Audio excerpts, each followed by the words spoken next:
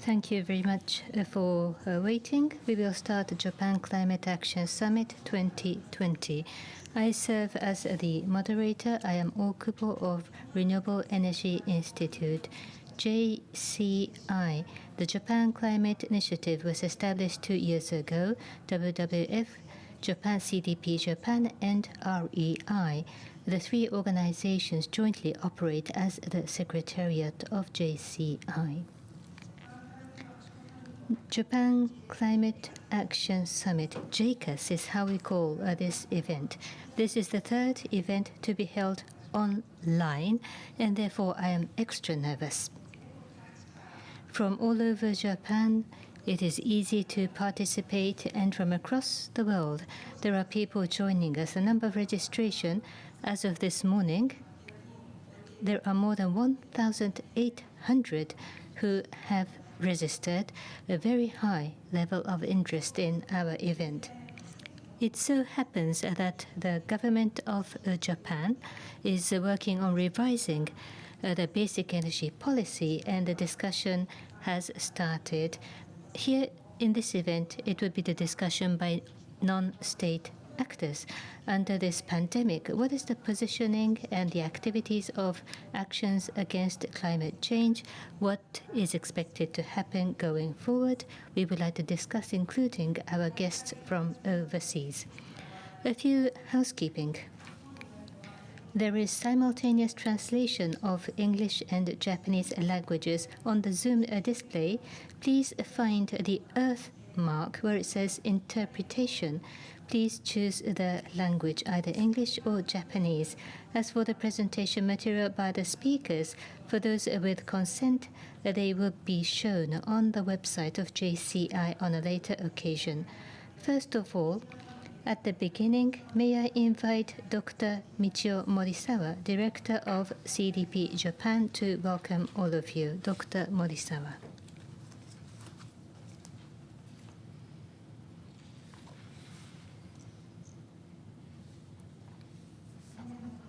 Ladies and gentlemen, this is MORISAWA of CDP.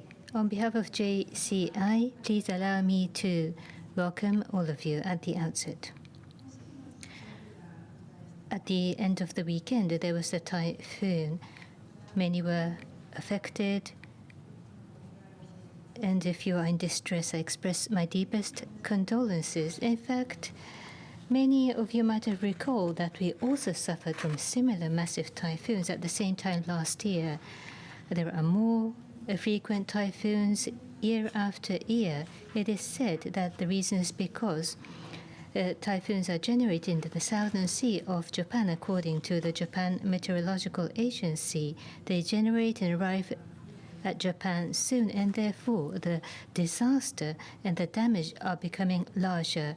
This is happening all over the world, not only in Japan. In the dry, arid areas, because of higher temperature, there are wildfires, and that cannot be stopped. There are major impacts onto lives as well as farm produce. Not only climate change, this is indeed a climate crisis, not just a change. I have some slides. First of all, I would like to go back and briefly look at how JCI was established back in July 2018. The Paris Agreement was adopted in December 2015, as all of you know and recall, because due to anthropogenic activities after the Industrial Revolution, the world has warmed. To keep the temperature rise of the world no more than 2 degrees and aim to keep the temperature rise at 1.5 degrees. In September 2016, United States, China ratified, and with the ratification of EU, India as of October, it went beyond the 55 countries, and the agreement entered into force in November. Japan ratified after the entry into force. As a result of the U.S. president's election in 2016 fall, Mr. Trump took office in 2017. He announced withdrawal from the Paris Agreement in June 2017. But soon after that, we are still in. The non-government actors organization started literally mean they still work in the Paris Agreement. The goal of the US government is still in place, live, as the goals of the state government. Japan is not withdrawn from the Paris Agreement, but Japan's goal is not ambitious, and therefore between companies, local government authorities and organizations, Japan's NSA group, Japan Climate Initiative, was established in July 2018 to be more proactive. I mentioned about non-state actors in US and Japan, not in the EU, you might question, but in the EU, government do have goals, so there is no need for non-state actors to be proactive. 5 years from 2015, which means this year by 2020, it was planned that the Paris Agreement and their goals will be reviewed. European Commission did review their goal, and they decided that by 2030, that their target reduction will be at least a 55% reduction, made more ambitious, which was announced last month. According to the scientific analysis report by IPCC, already the world temperature has risen by 1 degree or so since the Industrial Revolution. It could reach a rise of 4 degrees. Just trying to stop it at 2 degrees rise is not sufficient, and IPCC report in 2018 said that the target should be a rise of 1.5 degrees, but the rise of 1.5 does make the nature bad, but we are trying to make the effort because if global warming occurs, sea surface level will rise, land use will be restricted, not only human beings, but there will be impact on everything, including animals and others.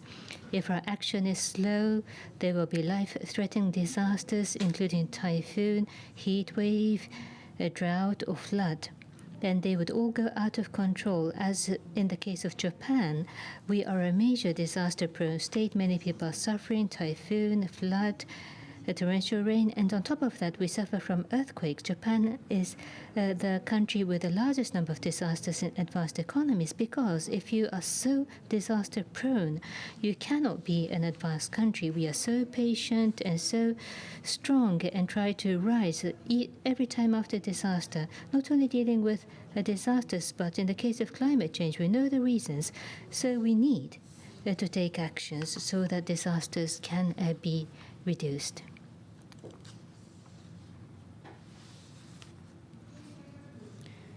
In order to decarbonize while continuing economic activities means innovation is required. Ministry of Environment has estimated, based on statistics data and under certain economic assumptions, and across Japan, there is a maximum potential of renewable energy supply, which is 1.8 times larger than Japan's demand. In the case of blue area, supply is larger than the demand. Green is self-sufficient. Renewable energies, including solar, wind, or hydro, these potentials are larger in the local region than in the urban areas. There is a smart community idea of Agency for Natural Resources and Energy. Offshore wind, solar can be utilized. Already in Fukushima, there is an effort to use renewable energies in the local regions. So now, Japan will no longer need to depend on import, but would be able to create energy in Japan. Electricity storage technology or further use of energy or energy sharing networks or business opportunities, there are abundant opportunities. One action might only be a dot, but if they are connected, they become a line, and then they will grow into areas and services. Possibly this could cover the entire Japan, and many in the world are waiting for this development in Japan. Because of the spread of the pandemic, many lives have been lost. A global economy, Japanese economy, corporate performances, employment are struck heavily. Economy has slowed down because of the pandemic. That suppresses energy consumption, and as a result, it is expected that the CO2 emission has gone down because of the infection.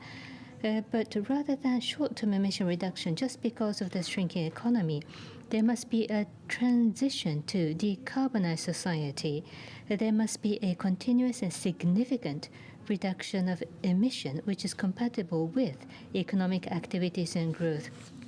Medical and health workers continue to work in an intense and nervous environment. The people in tourism and eating and restaurant industry are having difficulty, but now we know online working, at-home working is possible.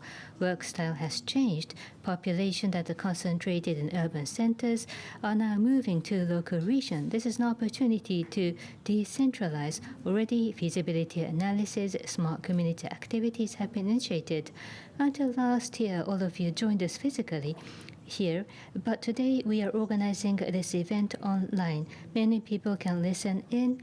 International experts can talk to us from home without traveling to Japan.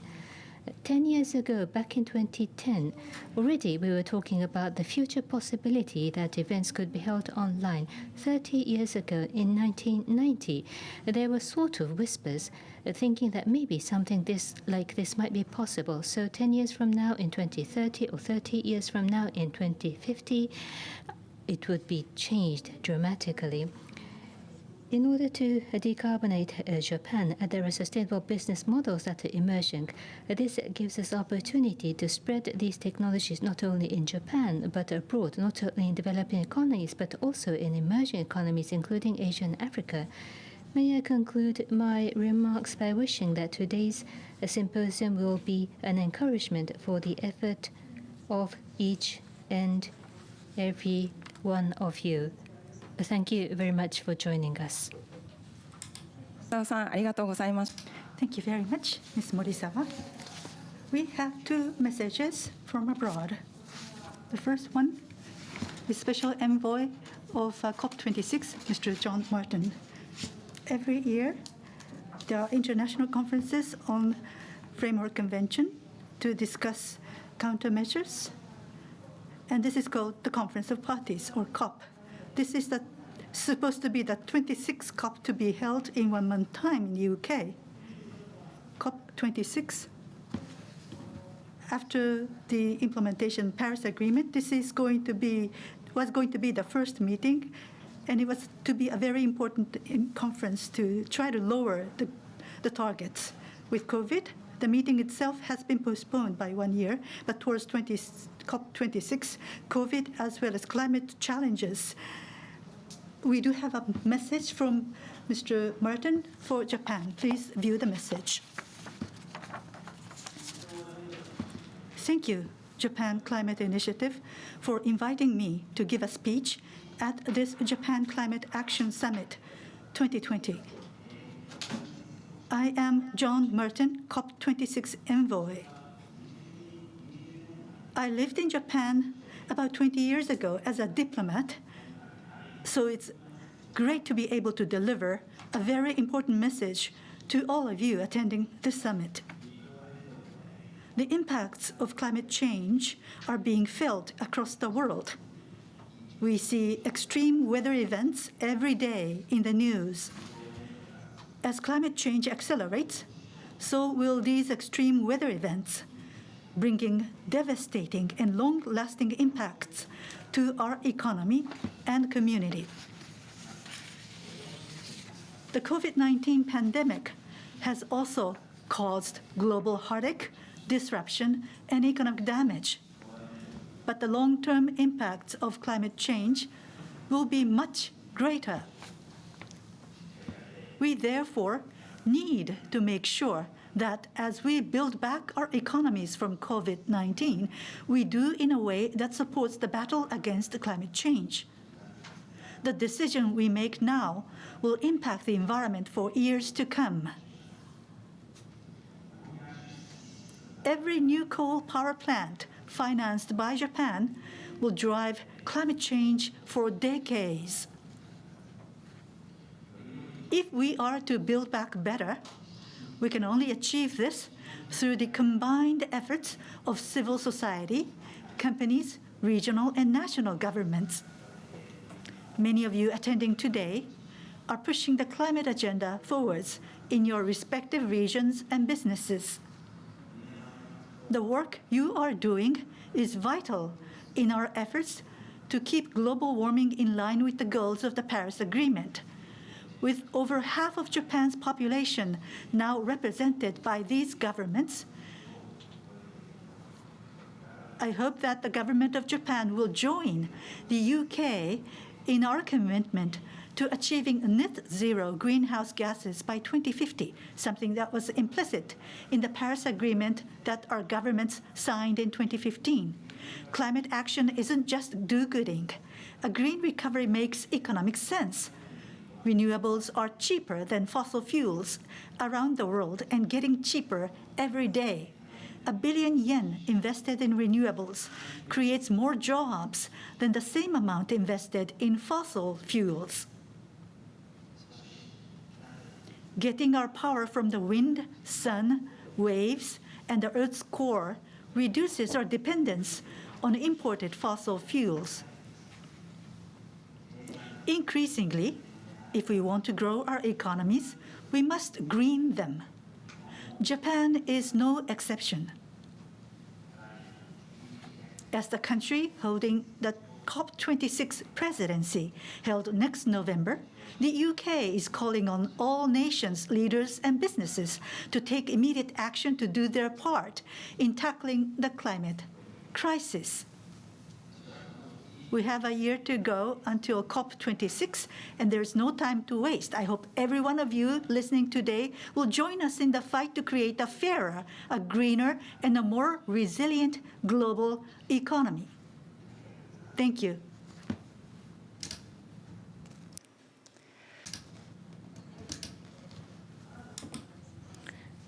Thank you very much. Dr. MURTON has been stationed in Asia, and what a nice surprise. He spoke in the Japanese language. Thank you very much, Ambassador Dr. MURTON. Across the world, many institutions are announcing more ambitious goals. Thus, the other day, the EU has announced that they would reduce 55% of the emission by 2030 compared to 1990. And the largest coal consumer, China, has announced that they will go carbon neutral by 2060. Such surprising ambitious goals are being announced. In the case of Japan, Japan submitted to the United Nations spring that the goal remains unchanged. Japan also is trying to recover the economy in the two crises of the pandemic and the climate. And the message was that Japan also urgently needs to take action. Thank you very much. By surprise, we have received another message from the United States this morning. The founder of Bloomberg Foundation and Bloomberg, former mayor of New York, Mr. Mike Bloomberg. Mr. Bloomberg organizes an annual event of non-state actors, including local government authorities and enterprises. He convenes GCAS, a Global Climate Action Summit in New York, every year. He has kindly sent his message to the Japan Summit. Please enjoy. Everyone, we all know the pandemic is a once-in-a-lifetime crisis, or at least we hope so. It also presents an exceptional opportunity, one we can't afford to miss. Together, we have the chance to rebuild a stronger, more sustainable global economy with new jobs and clean energy. Thankfully, local leaders are already helping to drive that green recovery from the ground up. A great example is the America's Pledge initiative. It brings together more than 4,000 cities, states, and businesses determined to meet our Paris Agreement goals. We just released our latest progress report, and America is moving to clean energy faster than ever before. Japan's businesses are well known for their commitment to innovation. That's exactly what we need in the race to net zero emissions. The leaders here today can continue to advocate for the transition beyond coal. And at Bloomberg Philanthropies, we're grateful to have the Japan Climate Initiative as a partner in this urgent work. I'll be glad to see our countries collaborate even more as we accelerate the global push to a 100% clean energy economy. はい、アメリカの対策。 Thank you very much.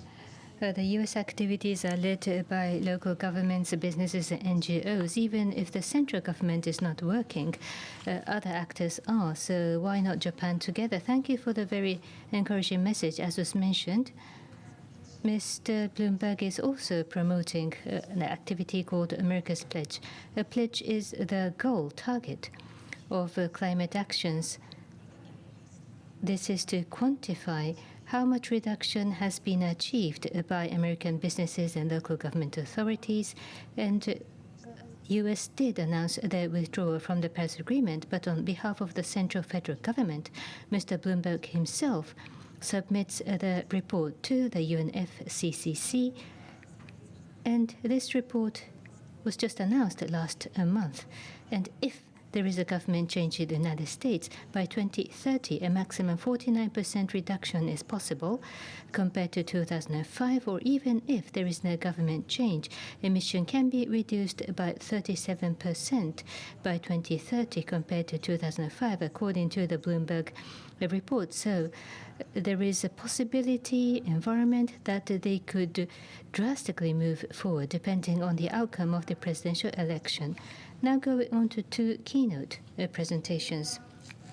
Keynote, first of all, Dr. Seita EMORI from National Institute for Environmental Studies, Deepening Climate Crisis.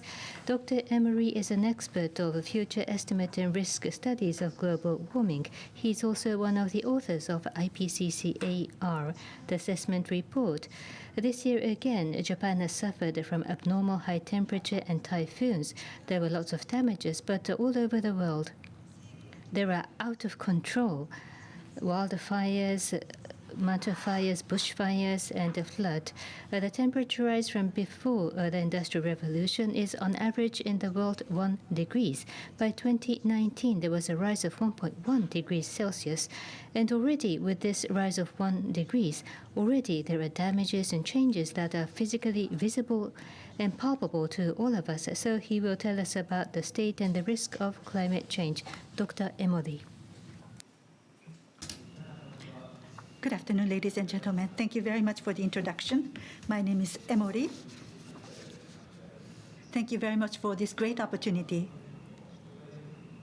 I do climate change future forecasts.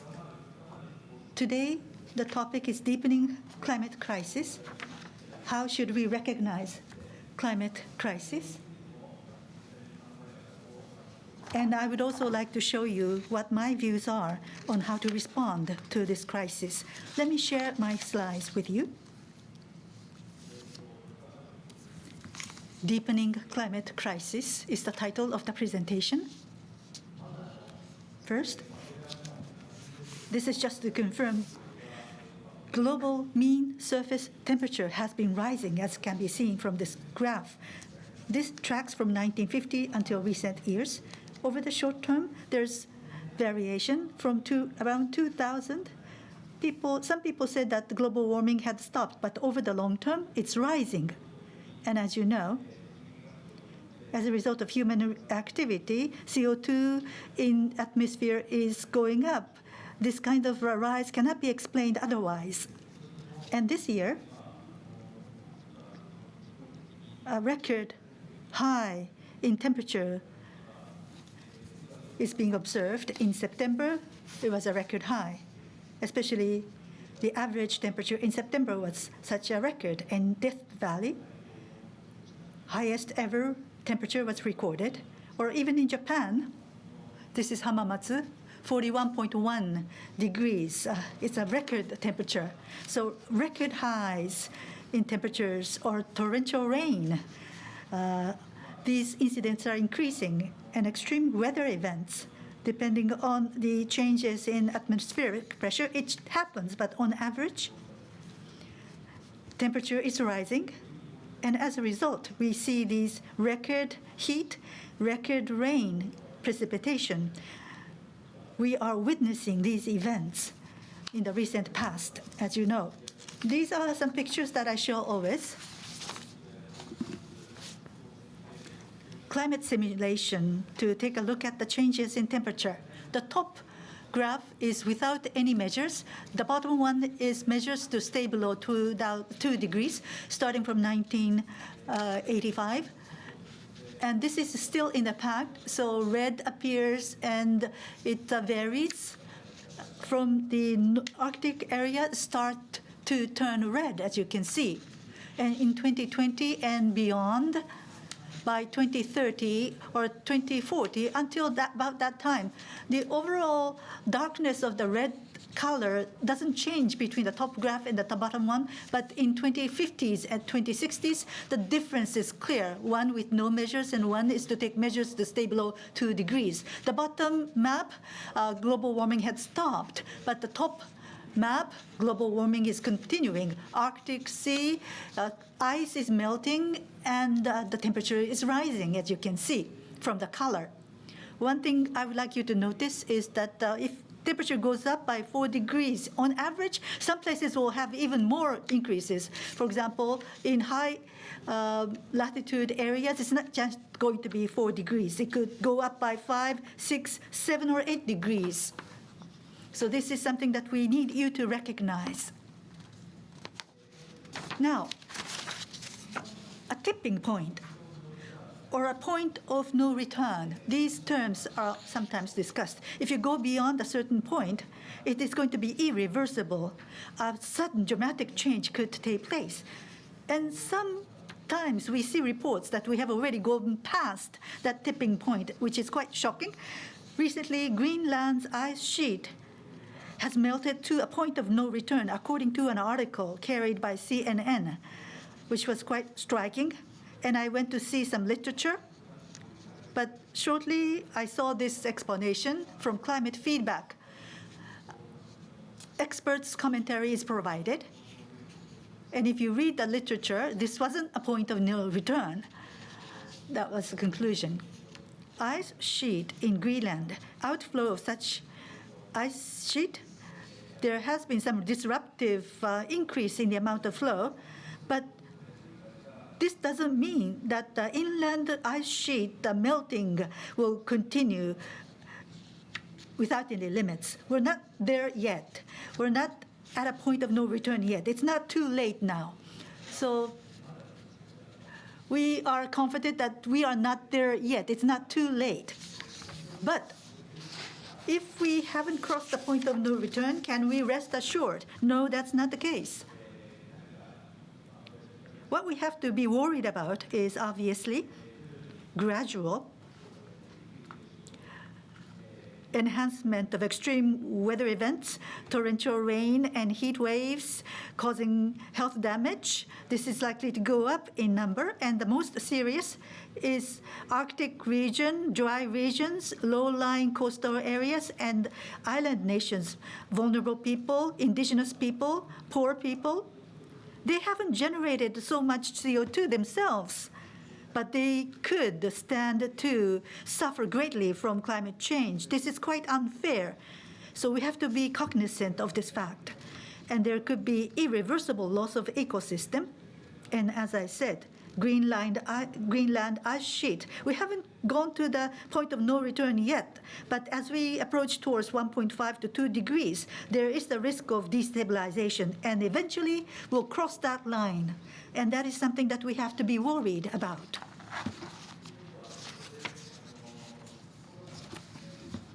Now, let me talk about the impact of COVID-19. I'm sure that you're aware of this already. This year, stay home as a countermeasure against COVID-19, economic activity was restrained, and as a result, CO2 emissions declined. This graph shows the peak time in early April. Let me blow this up. From February, China, there was a peak starting from China, and this spread to Europe and the Americas. And in April and May, there has a major decline. And the biggest factor is land transport, vehicle transport was reduced. At peak time, it was down 17% year on year. And after that, there has been recoveries. So it's now down by 4 to 7%. On average, throughout the year. Now, this 7% decline year on year, if every year, if we are going to reduce CO2 emissions by 7%, we could aim at 1.5 degrees. That is the pace. But if you just take a single year, and if we go back to where we were before, then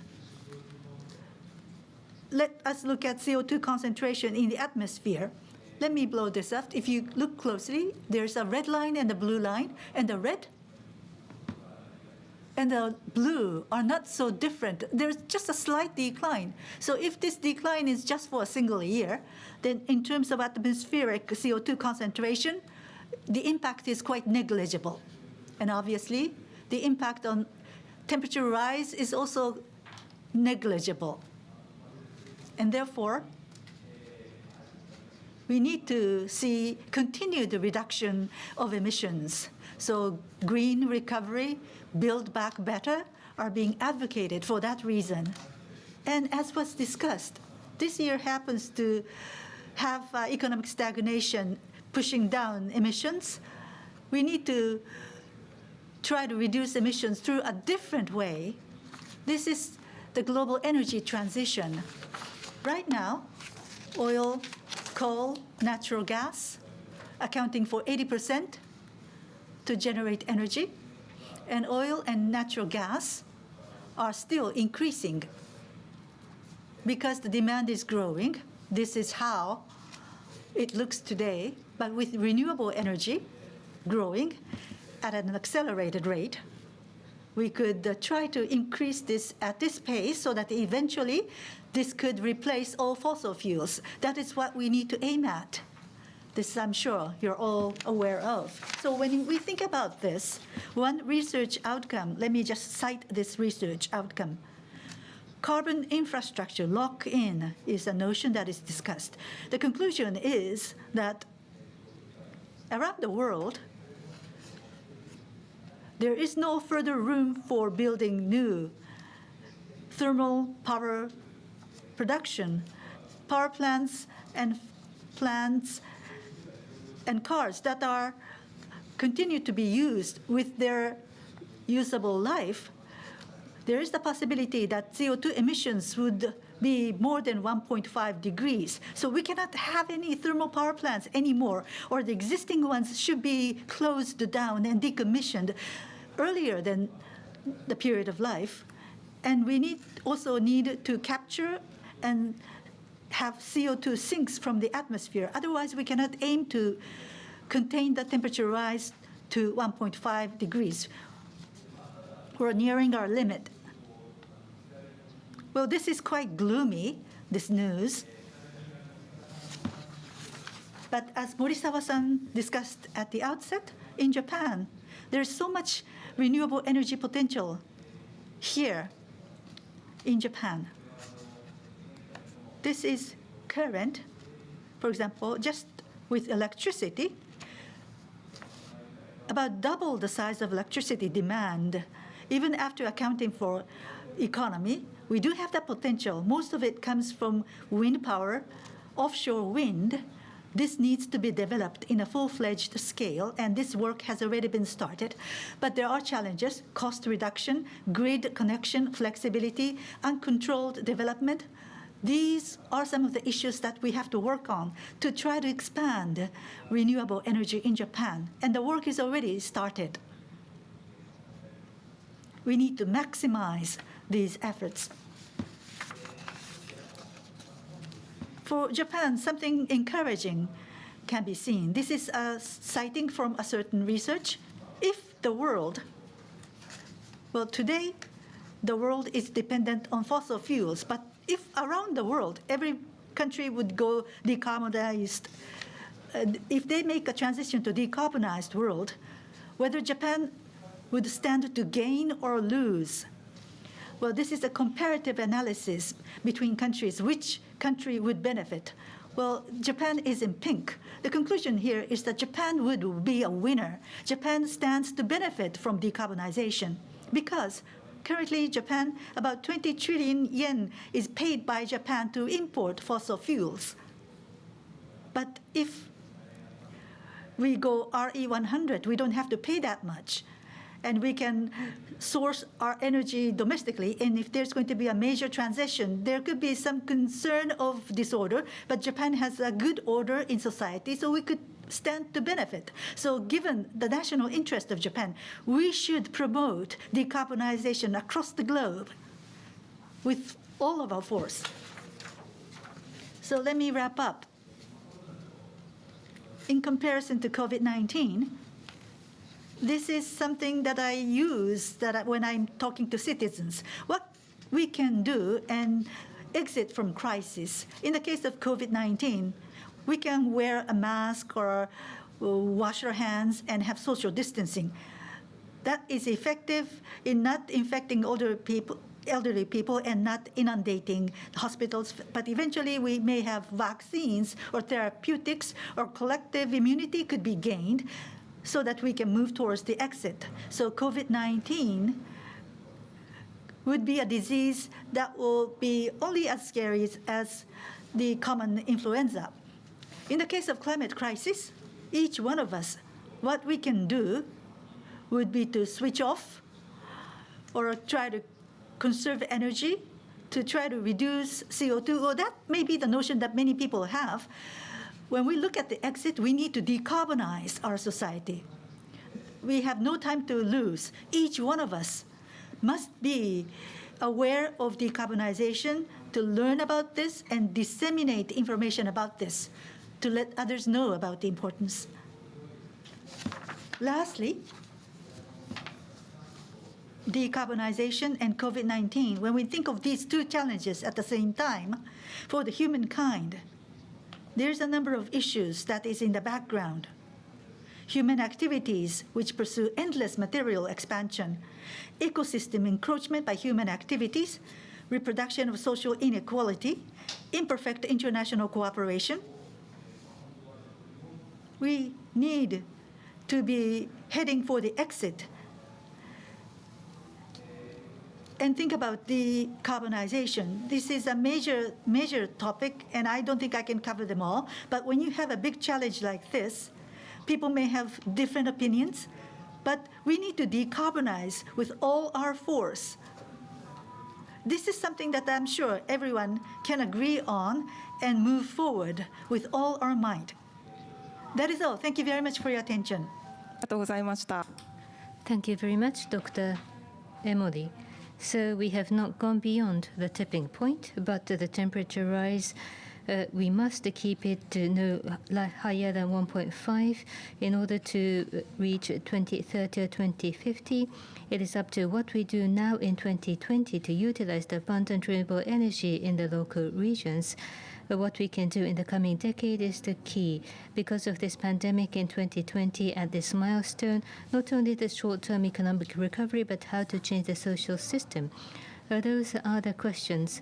So where is Japan standing in front of this massive target? The second keynote is a representative of JCI, Mr. Takejiro Seiyoshi, Japan's challenge to decarbonization. Mr. Seiyoshi. Once again, good afternoon. I am Seiyoshi, representative of JCI.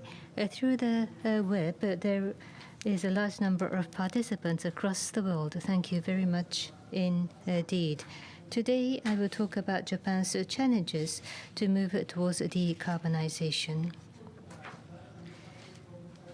The world is transforming. What is important is to understand the movement of the world, to have a bird's eye view, to feel the world is important. And this is what I feel about the changing world right now.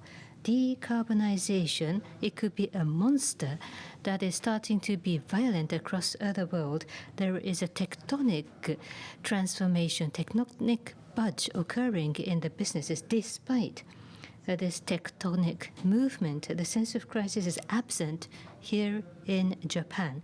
There is a huge gap. So I personally do have a big concern about the lack of sense of crisis in Japan despite changes in that time.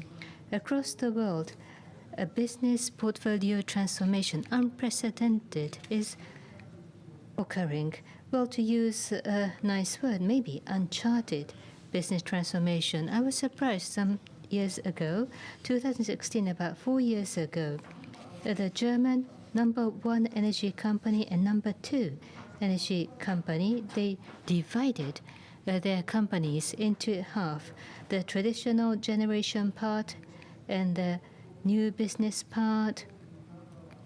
The number one Eon back then and RVE, the second back then, they split their company. That is to catch up with energy transformation from 1st of January 2016. And when this was discussed, at the latest 2015 or back in 2014, the two big entities must have been discussing already. So the number one and number two, the two top German companies back in 2014 also, they had already started to talk about separating. Last month, September 28, that reputable company Siemens, they also split their company. The traditional plus non-traditional wind is the renewable, they spun off and IPO'd Siemens Energy. When I talk about these examples, what I always say is these corporate efforts, in particular the determination of the CEO, what has to be done is decided. The capacity to make judgment and execute these capacities of the CEOs. I express my respect to the CEOs' difficult judgments and plus the German economy and the society and the climate that accept these major changes. I envy this atmosphere. And on the last day of August, I was genuinely surprised that companies on the New York Stock Exchange, the Dow Industrial Average out of 30, that ExxonMobil was kicked out of Dow Average. You know about this. ExxonMobil, what organization is this?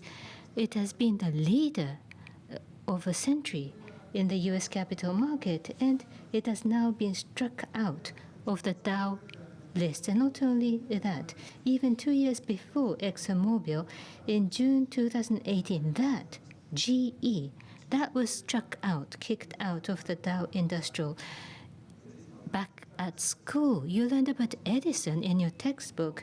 It was Edison who made GE the symbol of American industry, American capitalism, and these two giants of the US, quite easily they are kicked out of Dow Industrial Average. So in this way, the capital market is cold, calm, insightful towards the future, and the Japanese enterprises are also living in this environment, and the oil companies, these two British entities, including BP and Royal Dutch Shell, ever since their foundation, they have started the major transformation. No longer are they an oil company, they call themselves energy company.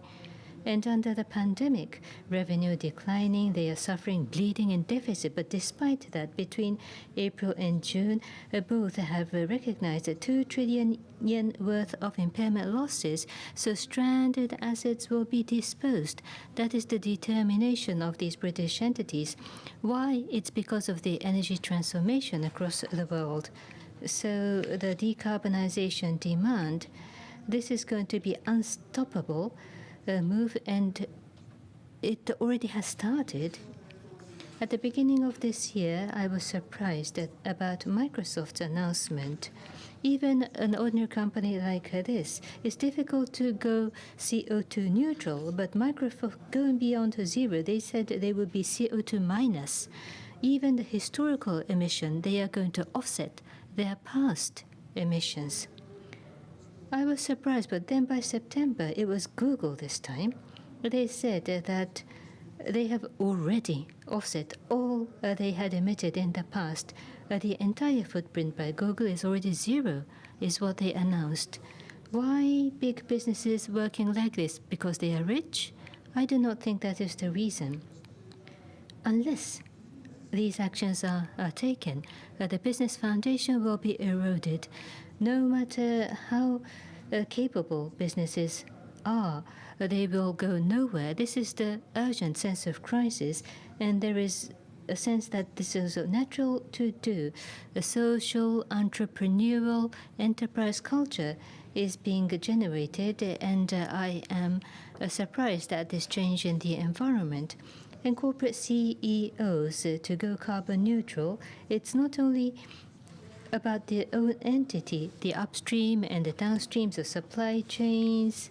It's greenwashing if you only think about your own business. So targeting net zero by all, this is a big kind of net over the entire industry. So no entity can be free or immune from this carbon footprint zero network, whether it's Apple or Unilever, including the supply chain-wide emission. To target net zero, supply chain-wide, not only yourself. And of course, Japanese companies are also covered by this network. If Japanese companies that cannot go net zero, they cannot do business with Apple or Unilever.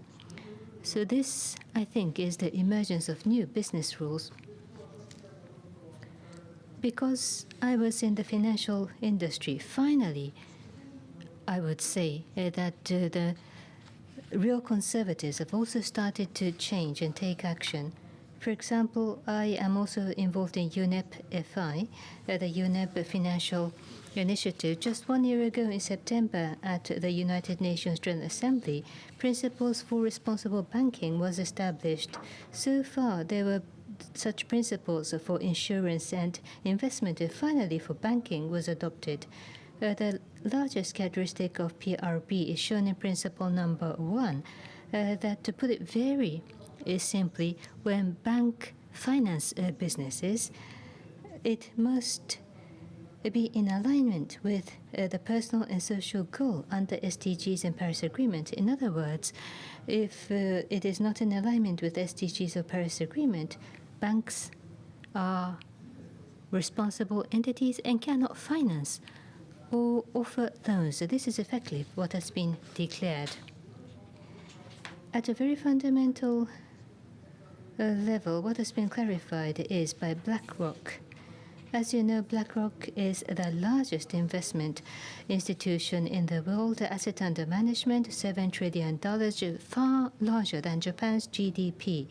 And Larry Fink, the CEO, in his letter to the CEOs, what did he write?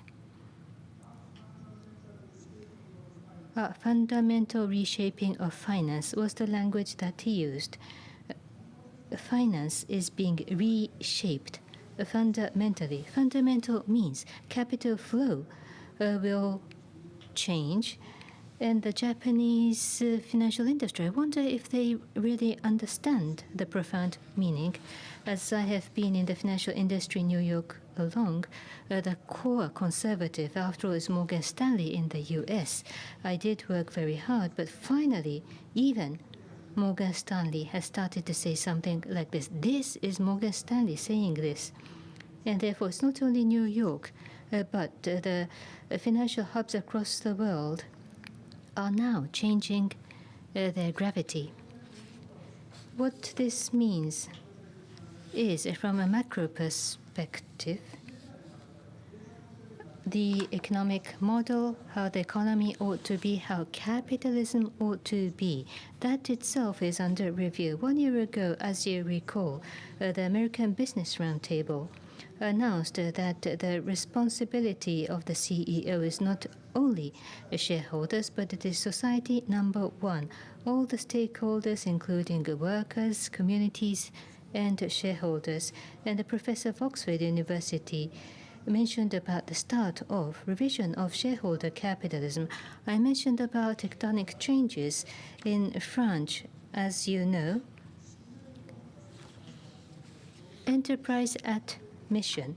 They are starting to support this by legislation. What is enterprise who executes mission? Not only pursuing profit, but to be accountable for social responsibility, be kind to the environment, and that must be explicitly mentioned in articles of incorporation. And Danone became number one to announce that.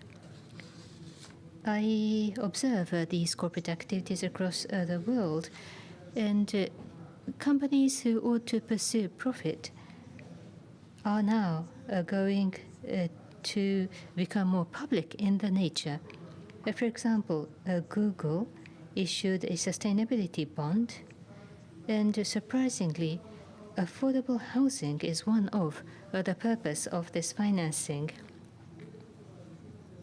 at an affordable price. Ordinary people should be able to access housing, but why Google doing affordable housing? And same with Amazon. And so not only looking at their own business, but companies are now starting to think about the entire society by contributing with their business. This is the technology change. So the so-called asset owners who manage pension funds, sustainability is now the core pillar and important perspective in their investment decision. And this is observed in surveys and questionnaires. And because of this background, zero emission is not limited to business and industry. It is related to the whole nation. Zero emission, I think, is now becoming national strategies. In the case of Europe, needless to talk about this, European Green Deal, that they are becoming the world's first continent to go carbon neutral. The European Climate Act bill, the deliberation is near ending. What I am focusing on is the border carbon adjustment. I am interested in this because carbon pricing, countries, if they are not paying carbon pricing, import from such countries, it must make a level playing field, so there will be an adjustment tax. Even such a discussion is taking place. U.S. is right in the middle of presidential election, and Mr. Biden, he is likely leading in the campaign. If Biden becomes the president, at the federal level, the American policy will go through a dramatic change, but at the state level, they are far ahead of Japan. China, President Xi Jinping just sent out his message by video at the UN. So to go carbon neutral by 26, and the 10 billion tons or so emission per year, that they will peak out by 2030 within 10 years or so. On the other hand, in the case of Japan, what is happening? So the zero emission, this is some of the national goals. The European Parliament just the other day announced, Ms. von der Leyen mentioned about 55% reduction, that will be made more ambitious to 60% reduction. What will the European Commission do? So by introducing the other countries, and then this is about Japan, some historical background. So today, the Japanese government has started to revise the basic plan under the current Japanese basic plan. Back then, in July 2015, how many years back was that? July 2015, this was decided. And then the data based on which year? Normally, that would be around 2014, 2013 data. But when changes are occurring, the data used is from 5 or 6 years ago. The Japanese government is going backwards. They are not only frozen, fossilized, but they are moving backwards. As a result, out of the power consumption, and these are the energy mix, and renewable ratio in Japan is as low as this. If this is the situation, then what I expect of Japan is, as Dr. EMORI just discussed, after all, climate change is about science, and therefore, based on science and data, to the climate crisis, a correct sense of crisis must be shared. Without the sense of crisis, goals cannot be shared with the world, or people will not be able to understand the policies advocated by people who does have correct understanding of the crisis. What I want to tell Japan, please quickly accept net zero. Be resolute, because with the thoughts and strategy of a low carbon target era, you cannot be a winner in the 21st century. Japan will be a loser. The decarbonization competition should be a whole of nation battle with the goal of net zero. Unless Japan battles as a country, all the potential of Japan must be utilized. Otherwise, Japan cannot win. In order to realize all the Japanese potential, no ordinary goal is stimulative enough, very high, ambitious hurdle is required. That is what the national government should advocate. Without a goal of net zero, Japan cannot even participate in this global competition. Net zero is the global goal. If Japan does not share that goal, no one will listen to or trust what Japan says. Therefore, because the government of Japan is talking about reviewing the basic plan and the NDC to raise to 45% reduction, or about the renewable share by fiscal 2030 to raise it to 45%, I sincerely hope that there will be more ambitious plans by the central government. Finally, recent movements about JCI. We shall hear about raise to zero right afterwards, but JCI is going to participate in race to zero and work hard. Just the other day, we sent out the message. Within 2 years or so, our membership has gone beyond 500. It has gone to 505 or 506, an increase that is occurring every week. We want to understand why our membership is expanding. So finally, it is our real stage opportunity to be on the stage. CNN often mentions change can happen. Thank you for your attention. はい、非常に日本の現実について Thank you very much. About the realities of Japan in comparison with the overseas situation, it was very thought-provoking. Based on science, we have to have the correct sense of crisis. Do we have that correct sense of crisis? What are the challenges for Japan and the world? The two keynote speakers gave us those questions. With these questions in mind, let us hear from Japanese actors in the following panel sessions. But before that, we have guests from respective ministries and agencies. First, State Minister of Economy, Trade and Industry, Mr. Kiyoshi Ejima.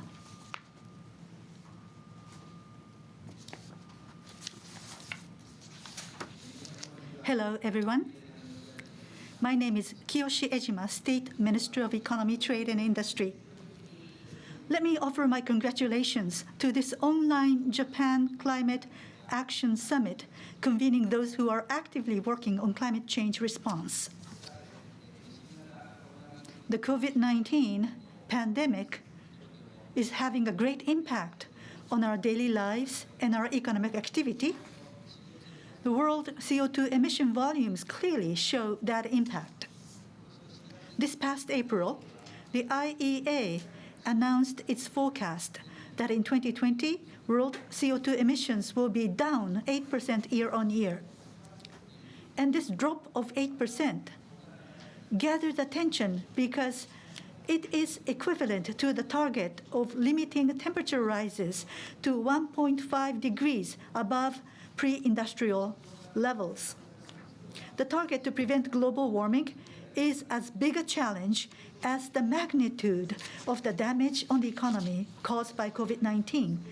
But it is not realistic to continue with this level of CO2 emission reductions while sacrificing economic activity. Therefore, what we need now is disruptive innovation that allows us to recover from COVID and at the same time reduce CO2 emissions. The Japanese government regards climate change response not as a constraint, but as an opportunity, as we advocated last year at G20 meeting under the policy of realizing a virtuous cycle of environment and growth. We're boldly working on climate change countermeasures. In the progressive environment innovation strategy that was developed in this past January, we decided to aim at establishing innovative technologies to realize beyond zero that would reduce CO2 accumulated in the past as well. At the Ministry of Economy, Trade and Industry, hoping to create progressive innovation from Japan, we launched Global Zero Emission Research Center, headed by Dr. Akira Yoshino, who is last year's Nobel Prize laureate in chemistry, and working to implement the strategy. As part of that, from last week, until tomorrow, we are having a Tokyo Beyond Zero Week. We are organizing 6 international conferences in the areas of energy and the environment to discuss, share, and disseminate challenges and methods with people around the world to realize Beyond Zero.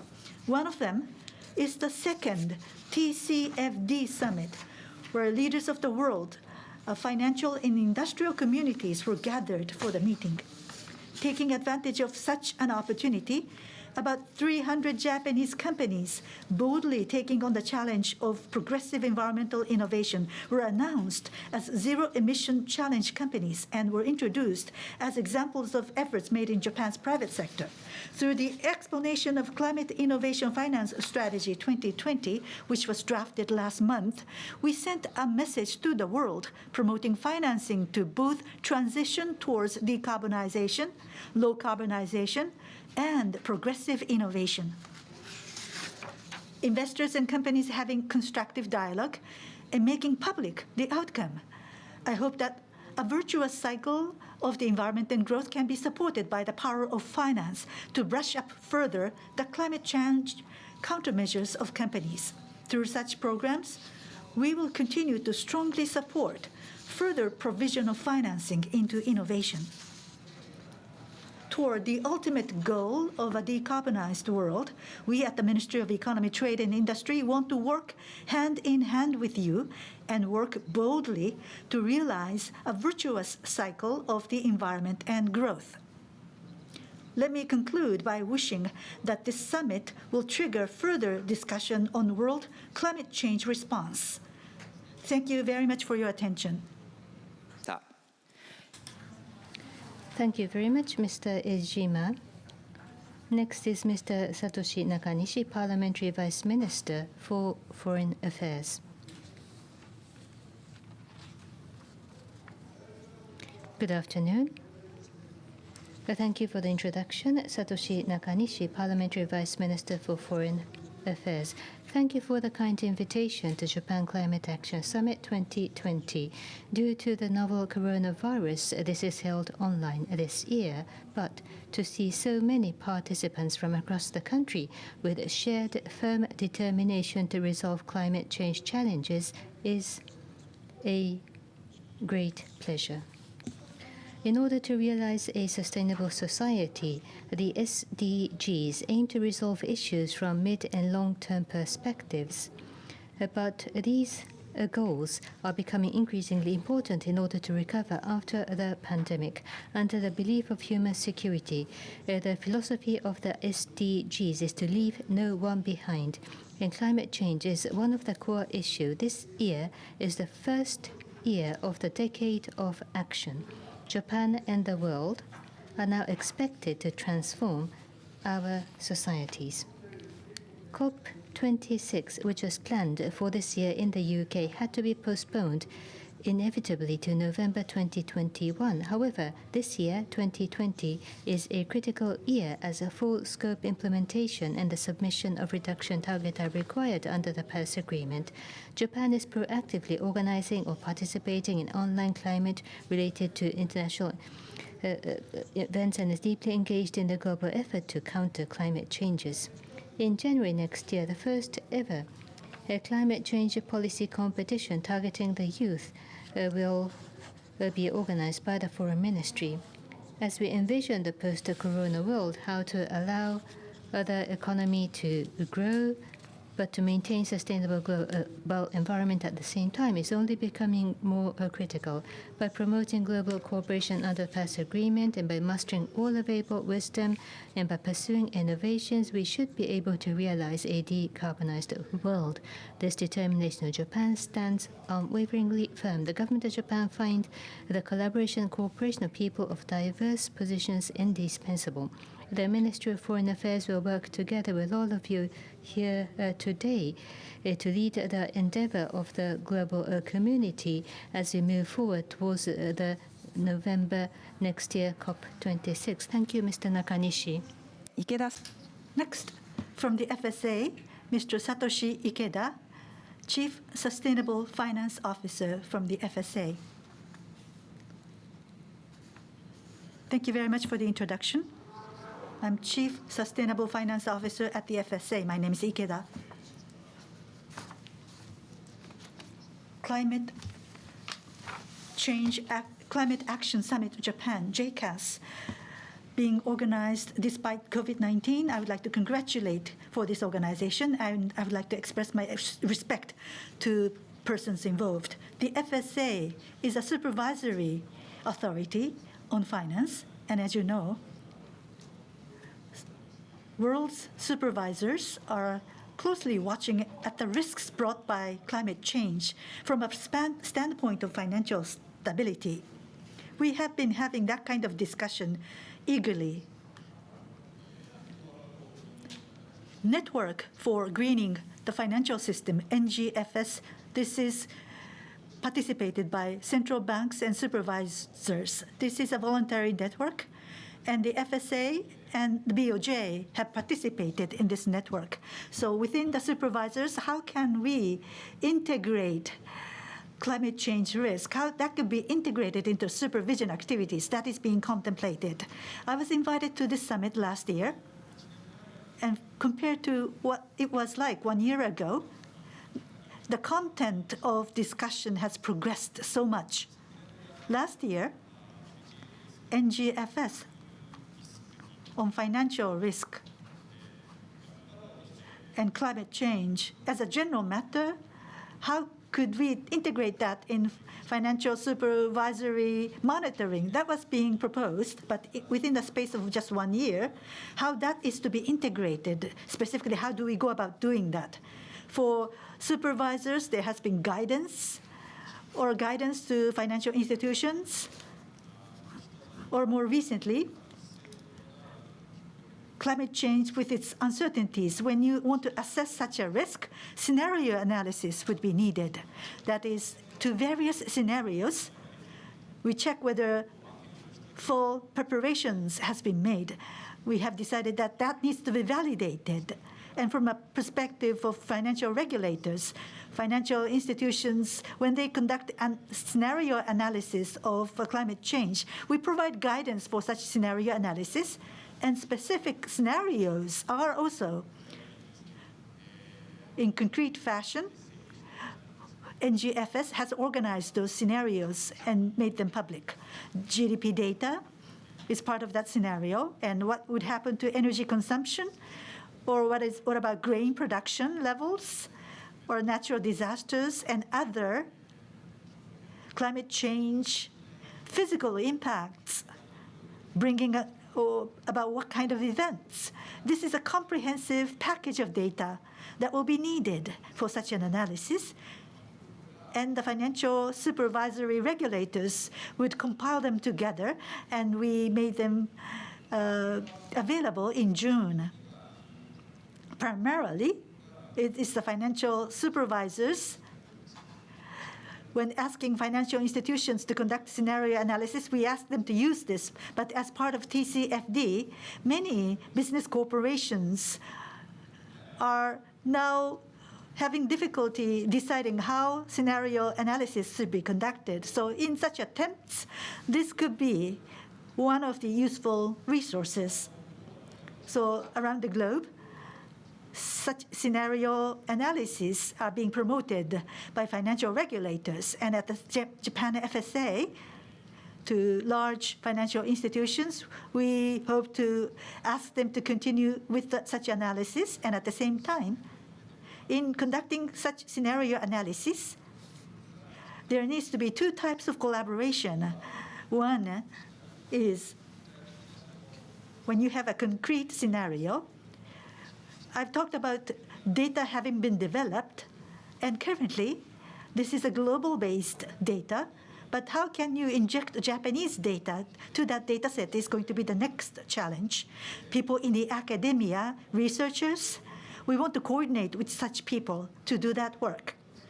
Next thing, when you conduct this scenario analysis, usually it's referred to as stress testing. So financial institutions, how much capital do they have to be resilient against the losses? That is how it is usually looked at. But in 2050 or up to 2100, scenarios are prepared. So in responding to such scenarios, it's not just a matter of boosting financial institutions' capital. Financial institutions alone cannot prepare sufficiently to climate change, and therefore sustainable finance must be promoted at the same time. So such work is being promoted by the Financial Services Agency of Japan. So all of you gathered here, and those of you participating over the internet, we hope to collaborate with all of you. So thank you very much for your support. And with this, I would like to conclude my remarks. 皆様 Thank you very much, Mr. Ikeda. Thank you very much to all the leaders from the respective government authorities, despite your busy schedule. Now, 8 a.m. in London. Our speaker of last year as well, we have Mr. Nigel Topping joining us. The title is COP26 High-Level Climate Champion. So the presidency from the UK, from COP26, he will tell us about what all the stakeholders are doing, including industry, investors, and local government authorities, and he is the coordinator to strengthen the collaboration. So we will hear about the Race to Zero campaign towards COP26 and this message to Japan. Just in case, once again, about the interpretation function. Mr. Topping will speak in English. Should you need the translation, please find the translation mark at the bottom of Zoom. Mr. Topping, the floor is yours. Right, well, good morning from the UK, good afternoon in Japan. I'm really sorry I can't be with you this year like last year. Thank you to the Japan Climate Leadership Initiative for all the work that you're doing to promote leadership on climate change. And thank you, Take, for your wonderful remarks earlier, which will allow me to be a bit briefer. I want to start just by reiterating what you've already heard, that the zero carbon economy is inevitable. And this is increasingly a matter of urgency. It's urgent for society, and it's urgent for business. It's a matter of competitiveness and survival. Why do I say that?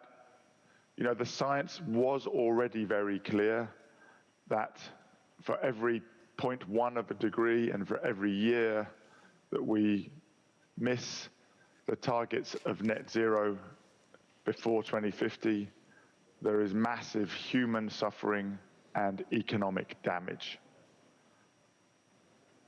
Scientists will start the next round of their IPCC reports before COP26, and they will show an assessment of risk which shows that the impact of 1.5 degrees is higher than previously thought. That's why scientists are starting to look scared, and our children are increasingly frightened, angry, frustrated with the lack of progress. Children who will become our employees and who will vote for future governments. But it's also a matter of urgency for businesses because the technology is changing so fast. You know all the examples. And in every sector now, we have a pathway to zero. And we have leading companies who've committed to net zero by 2050 in shipping, Maersk, in cement, Lafarge Holcim, in trucking, Mercedes.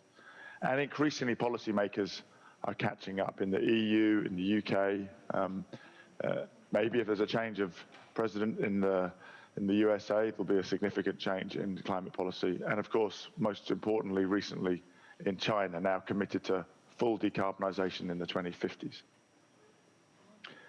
And in my role as high-level champion, I am tasked by the United Nations Climate Convention parties to work with businesses, cities, investors, civil society to raise our ambition and to accelerate action. And that's why we launched in June, Gonzalo Munoz, my fellow champion, and I, the Race to Zero, inviting companies, investors, cities, regions, schools, universities, everybody to join the race to zero by committing to their own goal of getting to zero before 2050 and having a concrete plan for the next 5 or 10 years of what they're going to do to get there. Already we've seen more than double of the numbers since a year ago. We have over 1,100 companies, 500 cities, $5 trillion of assets under management. And with all the cities and regions, we have over 2.6 billion people, that's a third of the world's population, living somewhere that is covered by a net zero goal. But most importantly, I wanted to talk about how this change happens. And this goes to the point of scenarios that our previous speaker was describing. This change does not happen in a straight line. Every single industrial transformation that has ever happened has happened exponentially. It starts very slowly, and then it goes exponential, and then suddenly the world's changed. If you look at the transformation from horse-drawn carriages to cars, or from valves to transistors, from analog film to digital film, from every sector that's ever gone through a transformation, it has surprised the incumbents with its pace. And some of the incumbents have died, and some of the disruptors have become the new leaders of the world.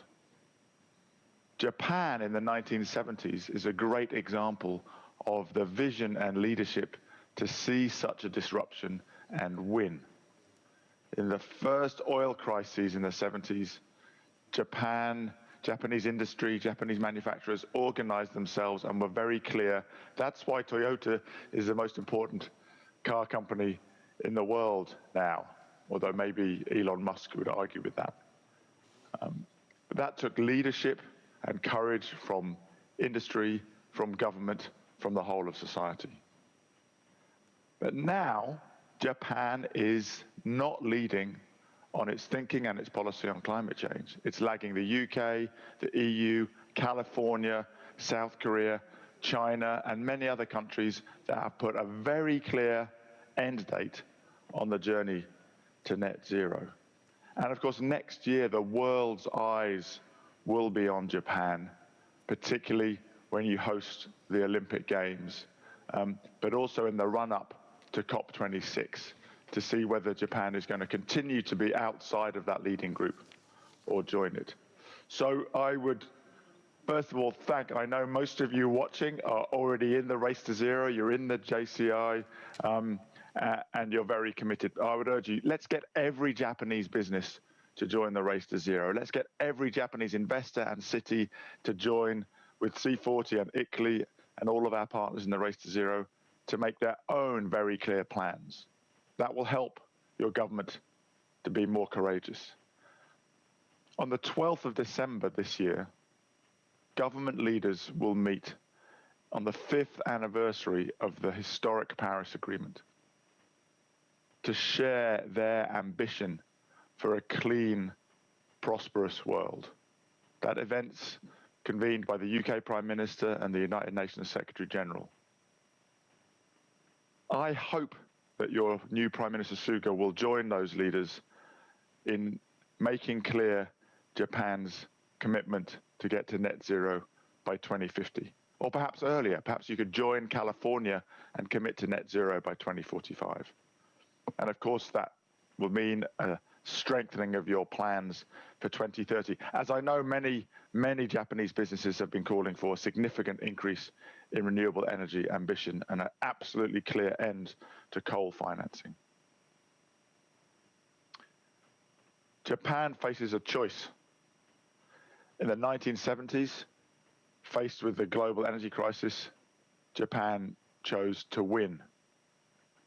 I'm encouraged by what I hear from the minister from METI about innovation and opportunity and the virtuous circle, but I was waiting to hear the date and I didn't hear it. So I'm still waiting. Japan is now faced with a bigger and more predictable transformation as a result of this inevitable change faced with the crisis of climate catastrophe. but it seems to me that Japan as a society has not yet chosen whether it's going to be a winner or a loser. Time is running out. So thank you for all your leadership. I wish you good luck. Let's get everybody to join the race to zero. And I hope to see your Prime Minister standing up on the 12th of December, joining the most ambitious leaders in the world in committing to making this transition a reality for everybody. Thank you. はい、今こそ日本も変わるチャンス。Japan is now having an opportunity to change. There's a lot of expectation for Japan. Thank you very much to Mr. Topping joining us from London. This race to zero at JCI, we are the contact point in Japan. We would like to support participation into race to zero as we solicit members. I just would like to ask you to stand at the start line together for this race. Now we will be starting a panel discussion session now. We have members of JCI to implement actual action. I would like to hand it over to Ms. Masako Konishi, Expert Director of Conservation and Energy, WWF Japan. Thank you. We will start the panel discussion, Frontier of Climate Action 2020. I serve as the moderator, Masako Konishi. At this panel discussion, members of the JCI, different sectors are represented. All the organizations are people in the field, in the front line, in this unprecedented pandemic. Still, going back to a better world, build back better, and how to embed the climate changes. We look forward to their comments. Introducing the panelists, first of all.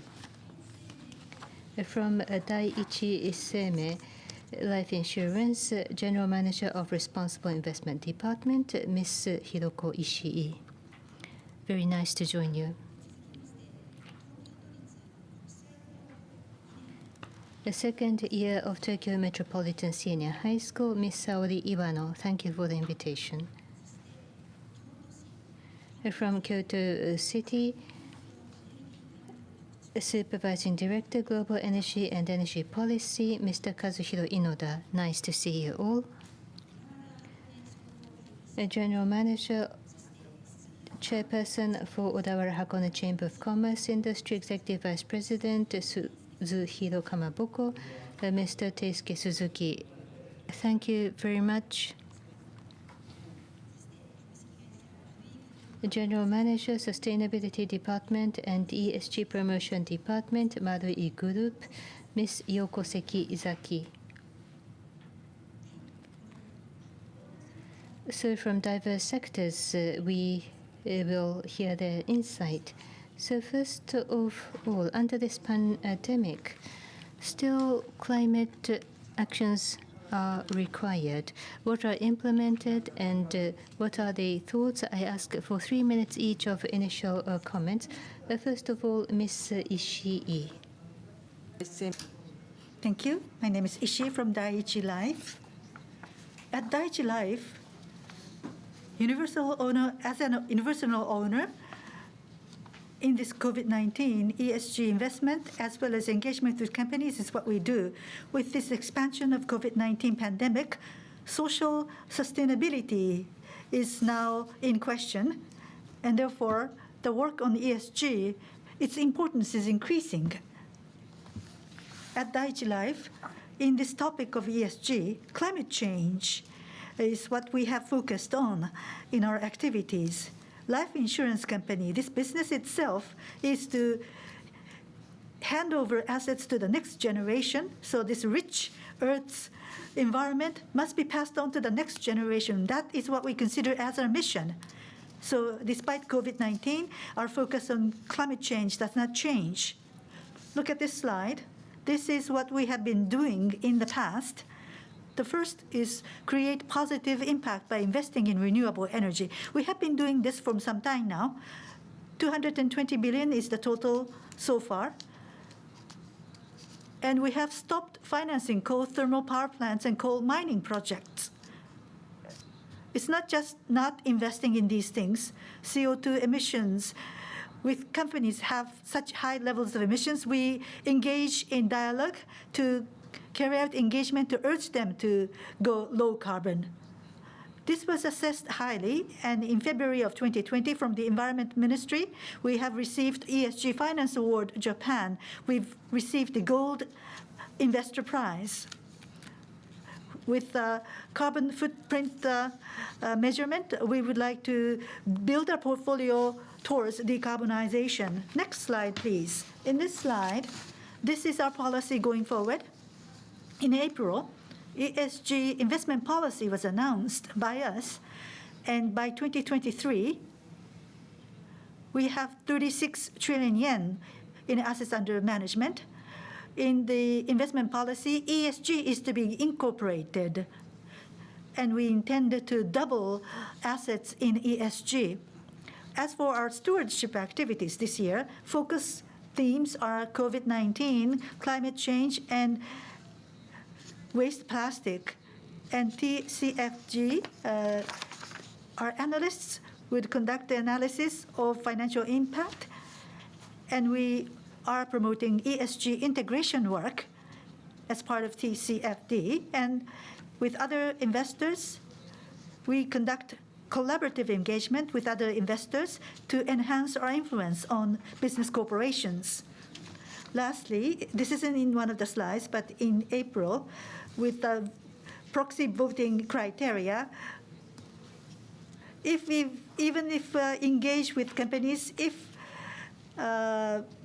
decarbonization is not making progress, we would vote against nomination of director for such a company. This is one of our means to urge companies to work on climate change. That is all. Thank you so much. Thank you very much. We will come back to that later. From the city of Kyoto, Mr. Inoda. Thank you, Inoda of the Kyoto City Government. Thank you for this opportunity. We are a local government. It is the city of Kyoto, and what we are doing as non-state actor. I have PowerPoint at the left-hand side above. This is what actions Kyoto is taking. In May of last year, Kyoto City hosted the IPCC session. There was a symposium, and Mayor Kadokawa, Mr. Kadokawa, announced the Kyoto appeal to achieve 1.5 degrees, that we target the net zero emission by 2050. That determination was shown. On the right-hand side is the logo mark.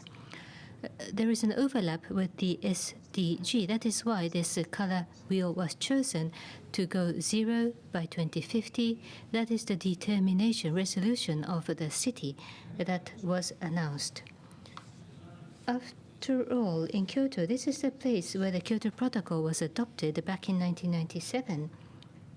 And therefore, as the city of Kyoto, we want to take the leadership in terms of climate change. We have been advocating to our population, and with this announcement, it's once again placing our foot on the accelerator, so to say. After 97, we are trying to go to another level. Ever since our announcement in May last year, what we have been doing in the last 18 months, that is shown on the lower half. After the announcement, action is required. What to do? The city government alone cannot achieve. As a pathway to achievement, sense of crisis must be shared by the population, residents, and the businesses of Kyoto.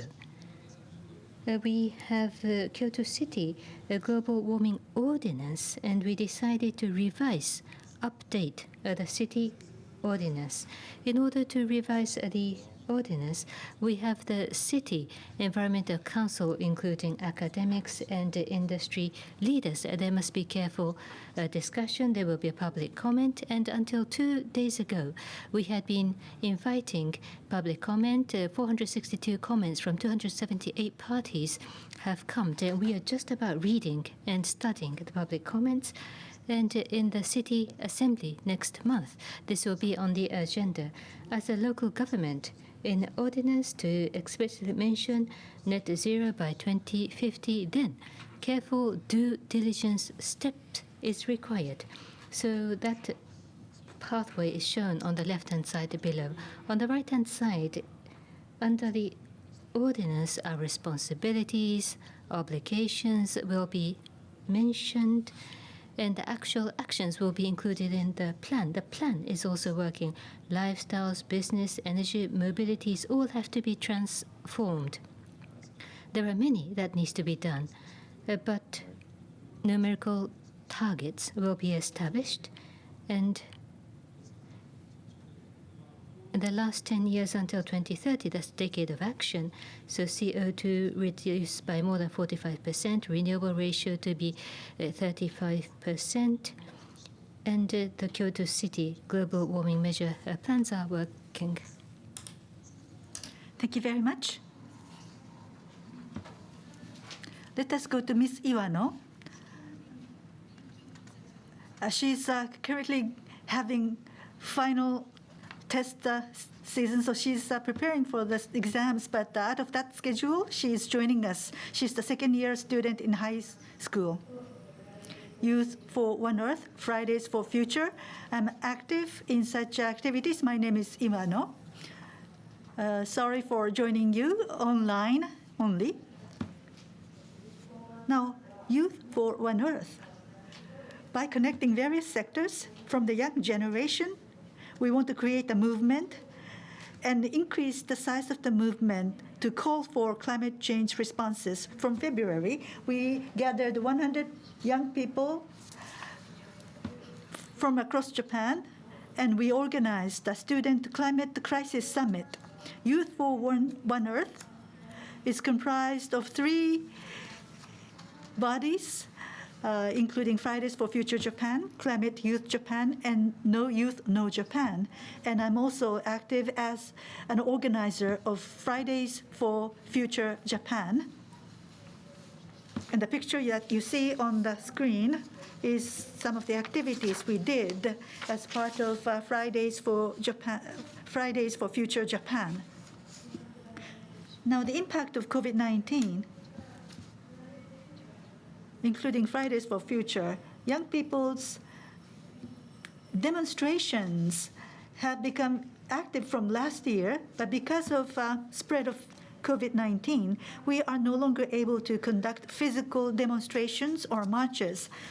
So we need to think of new ways to express our wills and intention through new actions and new movements. So what we do at Youth for One Earth is that despite the COVID-19 pandemic, we want to connect young activists across Japan online to conduct strong climate activities. So we have been providing support by creating platforms and sharing information. One of the outcomes of that is that in May, we had the tweet storm organized by Fridays for Future. We did the online climate march. And in September, as can be seen on the slide, we used shoes and placards rather than bodies of people. We organized a shoes auction, and this was conducted at 75 locations in 32 prefectures. Even in situations where people cannot physically gather, we can use various tools and methods to continue with this strong movement of young people so that we can create a forum to express our opinions, calling for ambitious climate measures. And the role of Youth for One Earth is to connect these young people to create a larger force. That is all. Thank you. Thank you very much. So we have these kind of high school students in Japan, very encouraging. Next, Mr. Suzuki of the Odawara Hakone Chamber of Commerce. Thank you. I am not doing my exam, and I am joining from Odawara. My company is about 100 kilometers south of Tokyo in the city of Odawara. Kamaboko has been made, and we are celebrating the 250th anniversary. The city of Odawara is an advanced country. By 2050, CO2 zero emission has been announced, and we have been elected, and we are also chosen as a platform company by the ministries, and local SMEs are working together to promote local energy production and consumption. The pandemic occurred, and the city of Odawara, the adjacent town is Hakone. 20 million of tourists come to Hakone per annum. And of course, we enjoyed a large number of visitors, but tourism is struck heavily. The worst period was April and May, but because of the Go To campaign and other subsidies, tourists are returning. But on the whole, there is only about 70% or 80% of tourists coming compared to ordinary years. During the weekend, we do see visitors, but the hotel people say that only 70% of their rooms are operating. So not all the rooms are made available, and inbound there is none arriving from outside Japan. And October, November, during this tourism season, normally there would be loads of buses, but that's almost nil. So tourism industry is one of the largest hit amongst all the industries struggling under the pandemic, and difficult time will continue. So the number of visitors will continue to be difficult. The revenue has to be maintained, so we have to make it more expensive for the customers, but we cannot do it unilaterally. So how we can offer larger values to our customers and visitors so that they will spend more when they visit. This applies to entire Japan, but considering the tourism industry, how to conduct this business, it is a positive opportunity to change the business. Under pandemic, for example, the bullet train and the highways, the companies are going bankrupt, and teleworking, work at home, work style life is changing. Or rather than concentrating everything in Tokyo, decentralization being advocated. So what is ongoing right now, what is happening now because of the pandemic, this might have happened without the pandemic, I feel. So at the moment, what we are experiencing now, if this had been the future anyway, the future will arrive sometime. So rather than trying to go back to before the pandemic, efforts must be made towards the new future. Corporate managers will think about their own business as an individual person, how to continue to live and work with vitality. I think this is the opportunity to rethink. There is a flip, I think, or a flip or a slide. A forthcoming future, I think, is what we want to envision.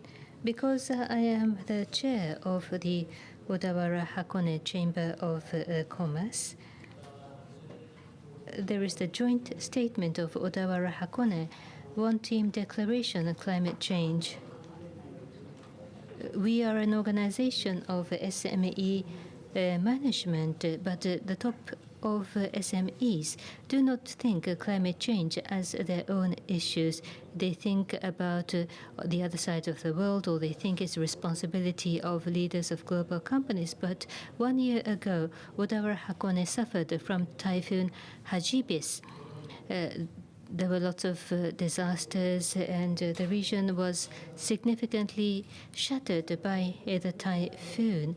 So now, even ourselves, SME management, understand that climate change is our business, not only the business of global companies. So, joint statement of Ottawa Hakone, the mayors of Hakone, mayor of Ottawa, and both the city and the town assemblies, and both the community organizations of Ottawa and Hakone have come together.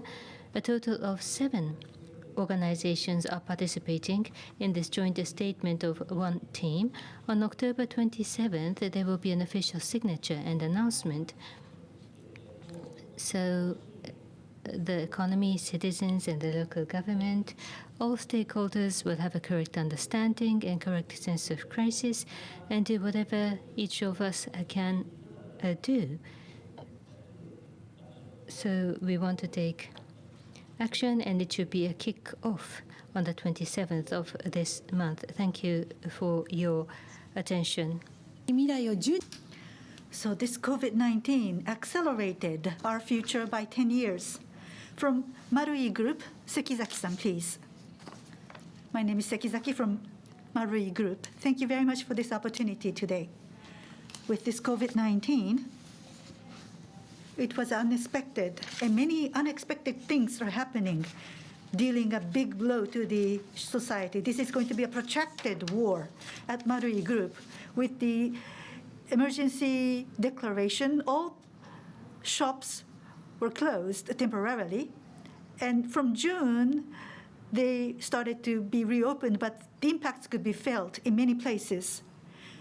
While dealing a blow to the society with COVID-19, our future is being accelerated. It's coming quicker than we thought.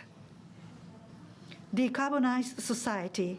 I think this could prove to be an opportunity to create such a society.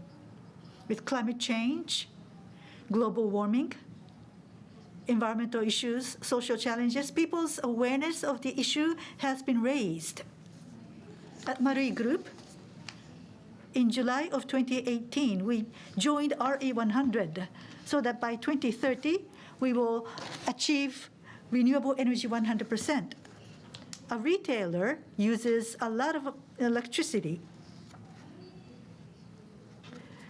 It's twice as much as a plant in terms of energy usage per unit of area. Most of CO2 origin is from electricity, so energy conservation is not going to do enough. We need to change the content of the energy we use, and that is why we changed our course towards renewable energy. With independent power producers, we're working with them. We started from Shinjuku Marui, the main office, main branch, but this year, 15 shops, 5 facilities, RE 50% is projected. Next page, please. Another thing, we have shops and we have cars. These are important assets and resources for us. We have contact points with our clients. So we want to offer our clients the option of renewable energy. So starting this September, for EPOS card members, we work with Minna Denryoku to offer them the option of using renewable energy. It's cumbersome going through the procedures. So with a smartphone and the meter reading, they can sign up so that the hurdle for people could be lowered. So this is called Minna Denryoku Renewable Project. If everybody works on this together, it could be a large force to reduce emissions. That is what we want to achieve. And with EPOS card, if they were thinking of allowing them to pay for electricity charges with EPOS card, which means that we will have a prolonged contact with customers, and this can be connected to business benefits. That is all. Thank you so much.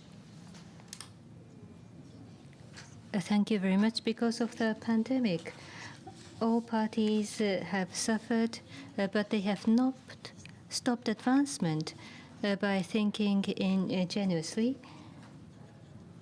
After my first round of question, Because this is a valuable opportunity with the participants from different sectors, you are all welcome to ask questions amongst yourself. Starting with the city of Kyoto, it is known by Kyoto Protocol. Kyoto is the leader to promote measures against climate change, and now the ordinance is to be revised. You have just collected public comments. What is the reaction overall?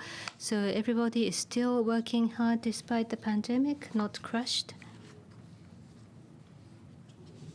In fact, until Sunday, we had accepted the public comments. So 278 stakeholders reacted. So we are calculating, collecting, and analyzing the comments. So on the whole, the response is that the Kyoto City should be even more proactive, be more concrete in our actions. Most of the comments are encouragement, but some of the comments do mention about the pandemic, that the businesses and industries are suffering, and therefore too much care for global warming, that they need more support. There are such comments. We heard from Mr. Suzuki of the city of Odawara. In the case of Kyoto City as well, in May, compared to last year, there was a 97% reduction in the people who stayed in accommodation, including hotels. The freshly built hotels cannot open their operation. So the pandemic impact is huge. In order to deal with the global warming, it is very difficult. The city of Kyoto has set up a headquarters to control the infections, where there are clusters that have occurred in eating places. Teams have visited places, and as of September, there has been no clusters of infection in eating and drinking places, but the business environment is difficult. But at the same time, the global environment must be maintained. Very difficult. So under this pandemic, to do more to take care of the environment, what might be the policies? The small and medium-sized enterprises are suffering, and to prepare for climate change, it's not only perseverance or patience, and it's not only actions that are going to be expensive. It might require patience, and it might need some budget, but energy reporting program is implemented. How much gas, water, energy is consumed? We are asking businesses to grasp their actual consumption, to compare with their peers, and to raise awareness, to reduce the cost and expense. And the Kyoto Prefecture, Kyoto City's subsidies are advocated so that taking care of the environment should be a contribution to the business, win-win of the business and taking care of the earth. Such menus are prepared, and careful explanation is provided to the industry to be effective. In order to transition, it should be kind to the environment, but it should also revitalize the local economy. That is a positive opportunity. Thank you very much. Same with Mr. Suzuki. I think I heard the same message. So Kyoto City, what might be your most important policy at this moment? The city ordinance is about to be revised. So the city and the prefecture is working on this, but about the architecture, when new buildings are to be erected, currently under the current rule, 2,000 square meters or larger, there are mandatory solar panels and other requirements. But in order to be net zero by 2050, it will be 300 square meters or larger buildings that will be subject to mandatory renewable energy use. Solar or other renewables will be mandatory for new construction. For businesses and for the house owners, this might be an extra burden, but to the relevant industries, to the organizations, we are visiting and explaining to them that there will be more ambitious regulations. Kyoto was a city known to be proactive in global warming countermeasures, so I think we can say that the people are accepting, and we will explain carefully about this new policy. But this is only for Kyoto, so it's a kind of a public relations that we are going to have a stringent rule. So 2,000 square meters or larger building had mandatory renewable targets, so it will be 300 square meters or larger. So everybody would be subject, like having little condominium or apartment. Yes, 300 square meters is not too large. It's like a middle-sized apartment. Apartment owners who rent, they will need to place solar panels, for example. So 35% of solar, that is one of the goal. So indeed, the use of renewable will become mandatory even for smaller buildings, which is going to be newly constructed. So 35% of renewable by 2030, that is a clear target, and therefore you are forcefully advancing towards achievement. Thank you very much. Now inviting Mr. Suzuki. As you mentioned, Hakone and Odawara, the two municipalities, are working together, and you are preparing to officially announce the joint statement on climate change, a one-team declaration. And you have done this under this pandemic. Indeed. The one-team joint statement of Odawara, Hokkaido on climate change in the post-corona and with corona era, the new economy, new community. There is a subtitle to our one-team declaration. The matter of climate change and the pandemic, they are not separate matters. They are deeply linked. But people may think that it's too hard to deal with global warming under this pandemic, that the companies are busy enough, confused enough with the pandemic. But if you think carefully, in order to recover from the impact of pandemic, climate change cannot be avoided. And I mentioned about the forthcoming future. What is our vision? What are the keywords of the forthcoming future? Indeed, decarbonization, a circulatory economy, or decentralization rather than concentration. I may sound like the Ministry of Environment, but all are interrelated. Without dealing with climate change at this moment, we will suffer because of the environmental changes, but at the same time, if we do not deal with the climate change, we will be kicked out of the global value chain. Not only matter for global large enterprises, because we SMEs, we are all connected in the supply chain down to the downstream. So this is the message we're explaining. And because we are facing the crisis of the pandemic in order to recover from this economic damage, that is the very reason why we have to be proactive in dealing with global warming. That is our message to the stakeholders. So because of the pandemic, the businesses will have to be stronger so that you can jump, leap in the future. Indeed, yes. Whether we can really jump, but at least we should avoid bankruptcy. Thank you very much. So, in order to revitalize the local economy, what is most important for the SMEs? As a small and medium-sized enterprise,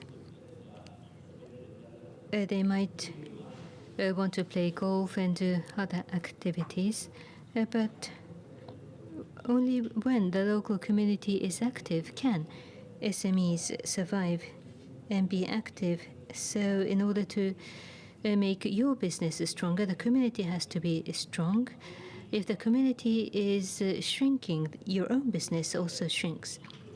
There is that awareness. How to revitalize the local community is the challenge. First of all, the capital and money must be flowing within the local community. A scale economy is difficult in a local region, but in the city of Odawara, on an annual basis, that population is 200,000, but about 30 billion yen of electricity is purchased from outside. But even if 10% of that energy can be locally produced and locally produced, which means that would be a saving of 30 billion yen spent on purchased electricity that can be used for other purposes to revitalize the community. So energy purchase accounts for a large part of climate countermeasures, but this is directly linked to climate change measures. Thank you very much. When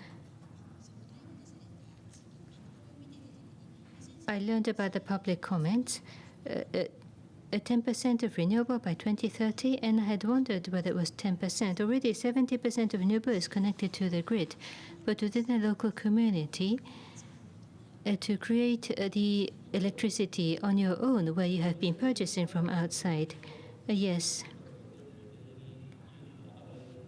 All the energy balances are in deficit by local governments across Japan, so we work hard and pay for the purchased electricity. So we are paying our money for the electricity, which is capital outflow. That should be reduced. Indeed, there were lots of hints and clues, lessons learned to revitalize the local community.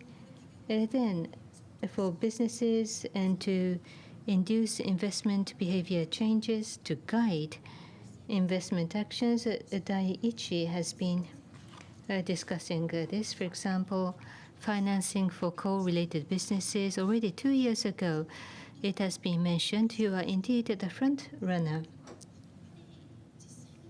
But thinking about business liability, you are a life insurer, so long-term perspective is important.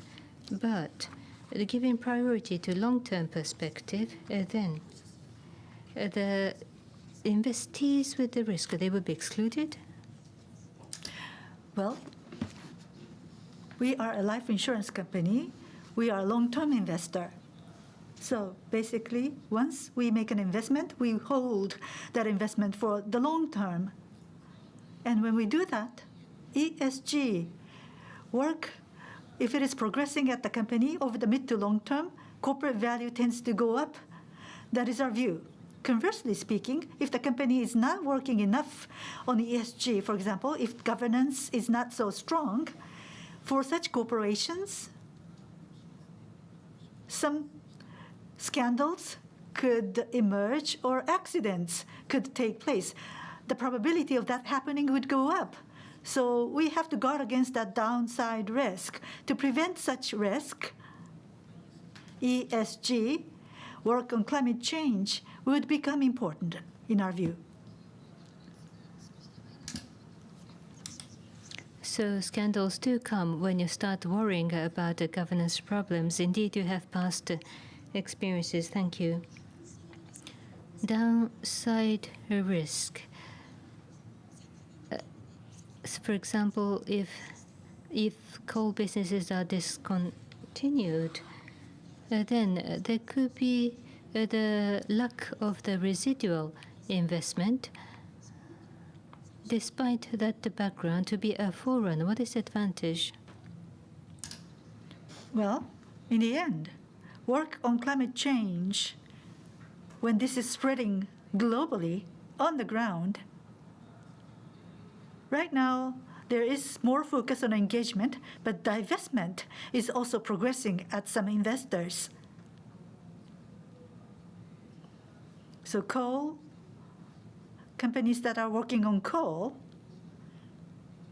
investment into such companies will be withdrawn more and more. Then the corporate value of that corporation is going to go down.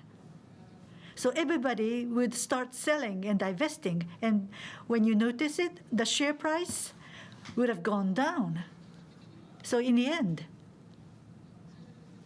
the people who were selling earlier on could have prevented losses. If you come at the end, you'd suffer large losses. So earlier, the better in terms of timing of getting started.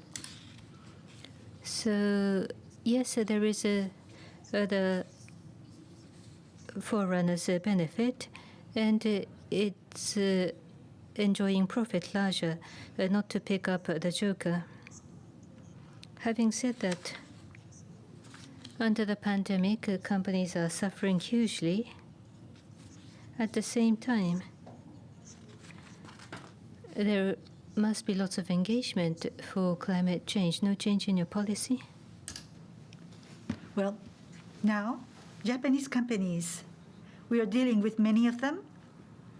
And when it comes to the issue of climate change activities, from last year, companies' mindset has rapidly changed because until last year, in terms of disclosure in their integrated reporting, there was not much mention in their reports. But this year, if we look at their integrated reports, TCFD disclosure has been improved so much. Detailed analysis is provided in this reporting. So the work done by these corporations has accelerated. At least that's our impression.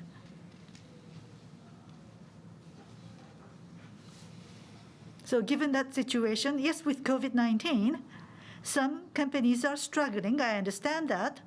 But COVID, this may be wishful thinking, but we could see vaccine to be developed, and this could be contained sometime soon. While climate change is going to be with us for several decades, this is a challenge that we have to work on for the next decades. So we cannot stand still. That is what we are telling corporations.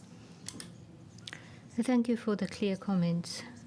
Ms. Iwano, as a high school student, so there are adults also working hard, according to the discussion that we have just heard. So, Ms. Iwano,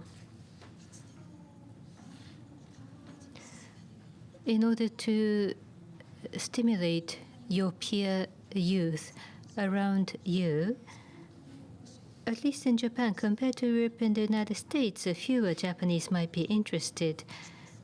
What are the difficulties that you are feeling? Well, yes. Environmental issues. Having an awareness of that issue among young people, I would say that the number of such young people is increasing. But climate change, on the topic of climate change, there is the scientific component. So how can you contribute to that issue? It's very difficult to imagine your own contribution. So there are many young people who are not able to regard that issue as their own. It is true that it is hard to have that awareness of the issue on a personal level. That's probably why this movement is not getting so much bigger. And young people's awareness and the citizens in general are not able to have this awareness. And that is why this was considered not high on the priority list of people. I also have been engaged in various activities, and my classmates at high school say that they cannot really understand the structure of how climate change can be improved, and they don't know how they can contribute. Later on, we will hear more from the representative of Marui. So, Ms. Iwano, school education has been largely impacted as well. What are your personal observations because of the pandemic? Right. I go to the Metropolitan High School. It's a public school.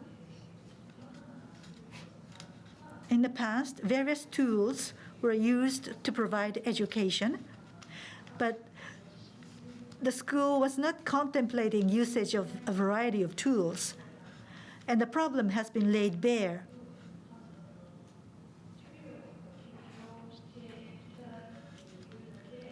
Class teaching to be provided to students, when we receive such teaching,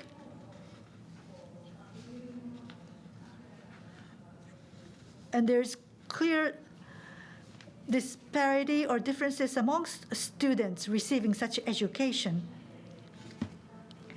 The times for class teaching is now reduced. So because the time has been reduced in terms of the classwork that we do, you need to be able to manage the spare time you have on your own to pursue your studies, what you want to do and what you need to study. Balancing the two is now left up to the individual. So after school reopening,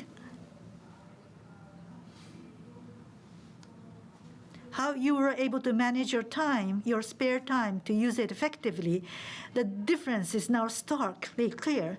So students must take the initiative to manage their own study time. So whether such ability has been fostered or not, that became clear as a result of COVID-19. I'm so moved about what you are telling me, because adults think about the teachers, IT literacy and infrastructure at the schools, but the students have to learn about how to learn and adapt themselves as students. And Marui, indeed, the EPOS card business, the company itself is trying to go 100% renewable, but to the community as a whole, you are trying to provide a means to realize net zero. Yes. Through our business, how can you solve social and environmental issues? That is asked of companies, and that will be asked more in the future. So what can we do through our core business? What kind of social contribution we can make? Renewable energy fits that requirement very nicely. We have customers, consumers. They have a high level of interest in the environment, but as Ms. Iwano said, people don't know what they should do. So companies can offer them options. This is possible, that is possible. We have to give them a menu of options, leveraging the strength of that company. And we thought that at Marui Group, we have our own product and services. We wanted to turn everything renewable energy 100%. So we wanted to make another step forward. We wanted to offer that to customers and the society, so that our power may be small, but we want to generate as much social impact as possible. And we thought that it would be great if more companies wanted to do that. So we started this as a challenge opportunity. But power, electricity, seems visible, but it's really not so visible. So recommending that to our customers did have a higher hurdle. We thought about how we can convey our message to our customers. I, myself, and other people, we were wondering how we can spread this notion of renewable energy to our customers. We're still going through the trial and error. Thank you very much. At Marui, using your card business and changing the electricity use, that's going to be a viable business commercially? As I said earlier, credit cards is an accumulation business. By customers not just holding on to such cards, we want to have customers use our cards over the long term. We are moving cashless. People make payments with credit cards, utility charges, mobile phone, water, electricity. If EPOS card is used for such payments, then this card is always in your wallet, which means that we can have relationship with our customers over the long term. And in this long-term relationship, we want to give a return to our customers, return benefits to our customers. So it's not going to be just limited to electricity. We want to have many mechanisms to allow our customers to use our cards. This would enhance our engagement with our customers, leading to our mid to long-term benefit as well. There's that potential. So in your core business, it is commercially viable, and at the same time, it is a service to your customers and kind to the earth. It's a positive loop. Thank you, Ms. Ueno. I hope you will be encouraged. If you have any questions amongst yourselves? Ms. Iwano, any question to your fellow panelists? Thank you for the opportunity. Kyoto City. I have a question for the city of Kyoto, Mr. Inada. It may be true for other local governments. Climate change countermeasures at the local government level or at corporations level, as a perspective, I don't know if it is right for me to say from my viewpoint, but from the viewpoint of a young person's perspective may be valuable, and it may be an important perspective in climate change countermeasures, because climate change, one of the features is that the younger the generation, the larger the impact will be. And the decisions taken in terms of climate change countermeasures is a long-term one. So in its planning, once you go into the implementation stage, it is conceivable that young people will be incorporated. So young people's perspective is going to be important in climate change countermeasures. So in that perspective, how young people's perspectives are incorporated in your decision-making? Yes, please. Indeed, we invited public comments, and there were comments from teenagers as well. As you mentioned, I'm not sure about the exact date, but indeed, the Friday for Future youth activists, together with such younger people, we are going to organize some kind of a meeting. At least there is going to be an opportunity for dialogue with the younger generation. Just as you mentioned, we want to carefully listen to the opinions of the younger generation and do whatever we can. It is our intention to do so. So indeed, the opportunities, we do have what we call Eco-Sen, or ecological center. We are trying to listen to the voices of as many stakeholders as possible. Thank you. So the key of JCI is that people with different background come together. You can talk to others whom you have no contact in your daily activities, and sustainable future is the keyword. So I hope that Kyoto and Friday for the Future can collaborate going forward. Any further questions amongst yourselves?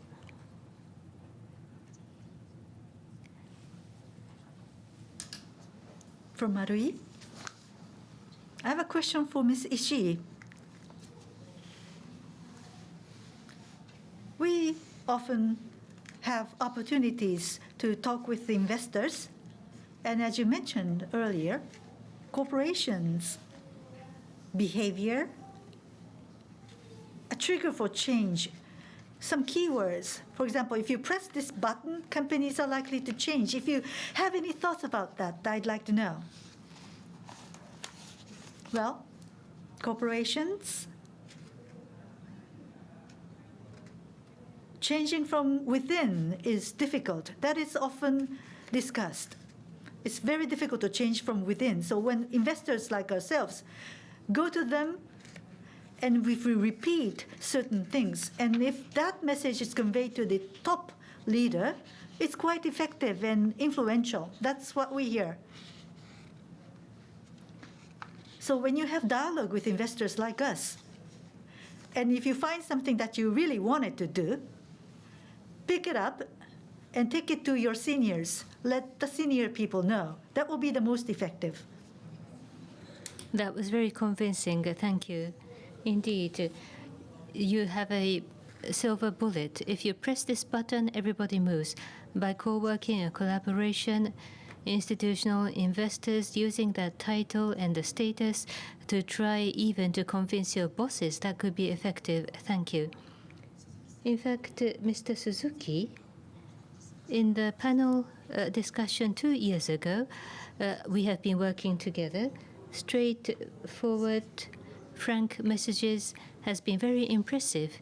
Mr. Suzuki, of course, you represent the Chamber of Commerce of Odawara Hakone, but you're also the Vice President of Suzuhiro Kamaboko Company Limited. As the Executive Vice President of Kamaboko Company, what is the pandemic impact? A very big impact, not ended, still ongoing, very hard impact. Because we are making food, we might be immune from pandemic, but that is not the case. Our kamaboko food, this is a luxury fish-based kamaboko. It's not a daily necessity. Supermarkets are crowded, but in our case of luxury kamaboko, department stores had to close, and the souvenir shops had to close their businesses like April, May. We have suffered hugely. People are suffering about lack of revenue, including myself, but the amount of money circulation, that should be the same in total, unless it has evaporated. So why is people lacking access to capital? There are some representatives from financial institutions here. So the capital money must be stuck somewhere. So the stock price remains high despite this unprecedented circumstance. So there must be healthy circulation of capital in the community. That, I think, is important. So those who do have the money, they do have money, but I hope that there will be healthy circulation of the capital, so that there could be healthy spending of the money, that there will be a positive circulation of the capital, and as SMEs, we want to think hard what can be done. Thank you. So from an SME management perspective, it's a great lesson for us. There are lots of difficulties behind the scene. The city of Kyoto and the town of Hakone, 90% reduction of tourist visitors. Despite those difficulties, we have to cheer and support all the people suffering. And because of Typhoon Hagibis last year, Hakone was also strongly impacted. But climate action measures also have to be undertaken at the same time. May I? Yes, please. About the tourism. And Kyoto is also suffering from a lack of visitors. But with the Go To central government campaign, there are recovery of tourism. But as I listen to hotels and the Japanese inns, the higher end accommodation, there are more visitors. I am grateful to the Go To campaign. I do not disagree. But there are also middle and small-sized hotels. Why top-end hotels are reserved earlier by Go To campaign? Because you are subsidized, and 100,000 yen per night, that's too expensive normally. But with the Go To campaign, you have the subsidies of 30,000 to 40,000 yen. That's nothing wrong. But from the business provider side, it's going to be rather difficult. So whether those customers will remain as repeaters, probably difficult, because without subsidies it is going to be too expensive. And meanwhile, souvenir shops and the ordinary visitors to hotels, they probably cannot come during this pandemic.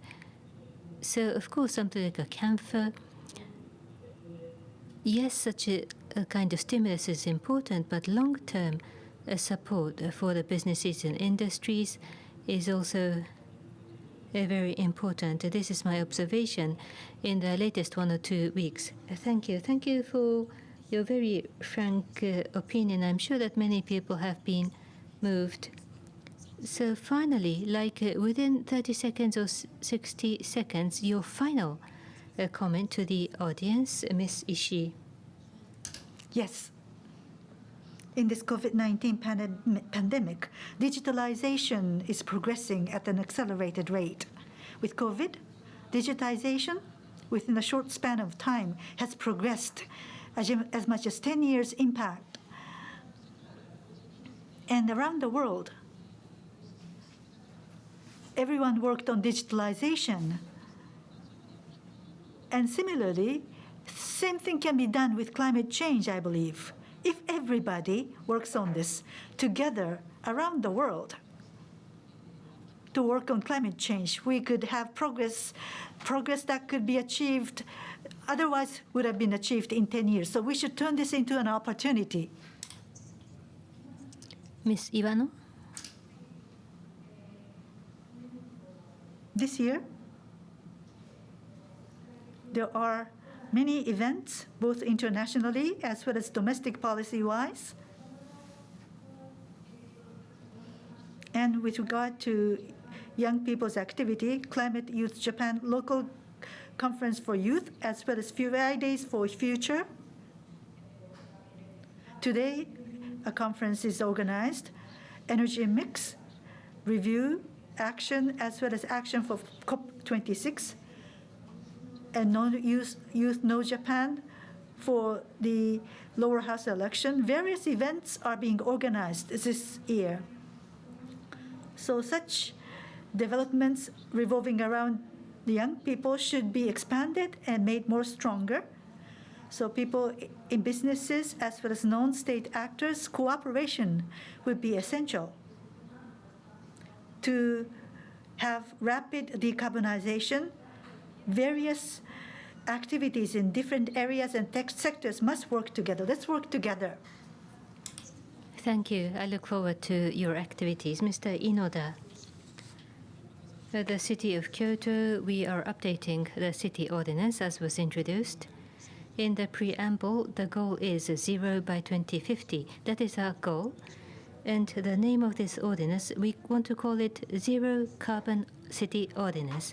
In the next fiscal year, that will be year 1 of execution, which will be a very important year.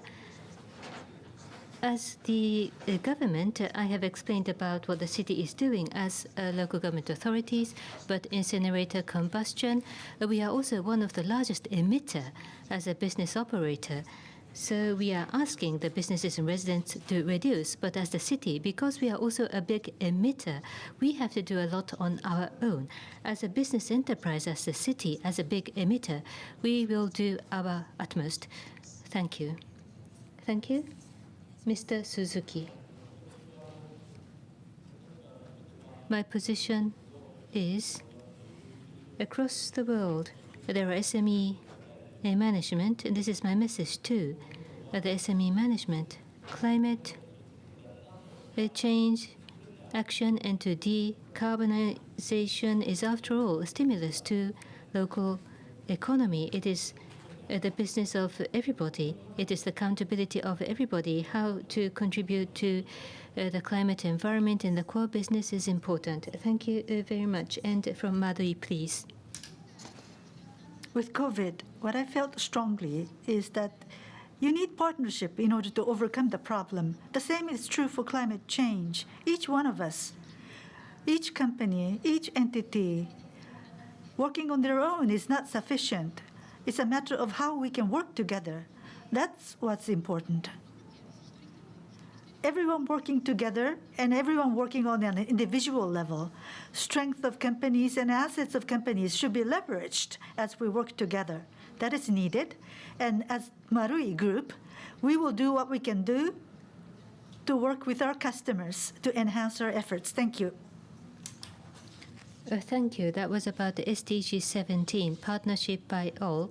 Indeed, at JCA, we have so many stakeholders from different backgrounds having difficulty in the front line in the field, but they were all encouraging messages. As Mr. Yoshi, change can happen. That also will be my closing comment. Please express our gratitude to all the panelists and to everybody beyond the display. Thank you very much. Thank you. You are all responsible for climate change actions, whatever the sector or position you are in.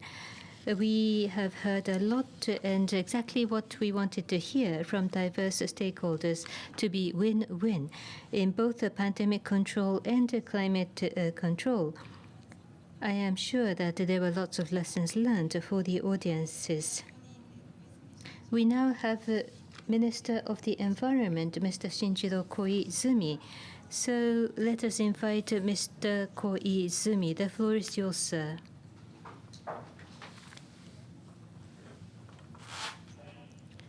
Thank you. Thank you for the kind invitation. I am Shinjiro Koizumi, Minister of Environment. Finally, JCI, your member has gone beyond 500. Congratulations indeed. Clap, clap, clap. Indeed. To the JCI gathering, I joined you in New York about 1 year ago. Back at that time, myself and all of the members of JCI, no one thought that by 1 year the membership would have gone beyond 500.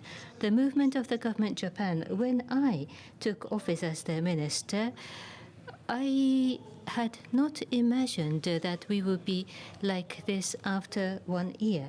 Many had not expected we would advance. During my first term, what I did was I tried to review our export policy of coal thermal. In principle, that we should not finance or support export of coal thermal and the domestic inefficient coal thermal by 2030, that they must be faded out. METI has announced that, and the private sector is active. The 3 mega banks of Japan, going forward, project finance would be stopped for coal projects, and the non-insurers, they would not contract insurance for coal. So all of a sudden, there is a rising momentum to withdraw from coal. Together with JCI, we have managed to create this momentum together with you, which makes me very happy. And this time, I was the Minister of Environment for APEC government, and I've been reappointed under the new Suga administration. And by no mistake, new actions are emerging. The ruling parties, LDP and the Komeito Party, they have agreed on the ruling coalition agreement, and from number 1 to number 9 in the ruling coalition agreement, in number 7, establishment of a decarbonized society, promotion of climate change measures. These 2 goals have been included. Number 8 is diplomacy and security. Number 9, revision of the constitution. And right before that, a climate change measure is included in the coalition agreement between the ruling parties LDP and Komeito. This is a huge breakthrough. This means that the rising momentum to decarbonization is considered not only an environmental matter, but it is now recognized as a national security issue. It is indeed a turning point of the government of Japan. Ever since I became the Minister for Environment, by 2050, the goal of the government, 80% CO2 emissions should not be the case. By 2050, it should be realizing a complete decarbonization, zero emission by 2050. To make the goal more ambitious, I have been working inside the government, and going forward, I want to continue to work with JCI, local government authorities, and with the industries in order to further strengthen this momentum in my second term, and I am going to harvest the fruit of my effort. The corporate efforts has been introduced during this event, and the efforts of the local government authorities by 2050 to realize decarbonized society. Many local government authorities have announced that there was only 4 when I took office, and now 158 local government authorities have declared, and more than 70 million of the population are covered. So more than half of the Japanese population are covered in local government authorities that have declared zero emission by 2050, a huge movement.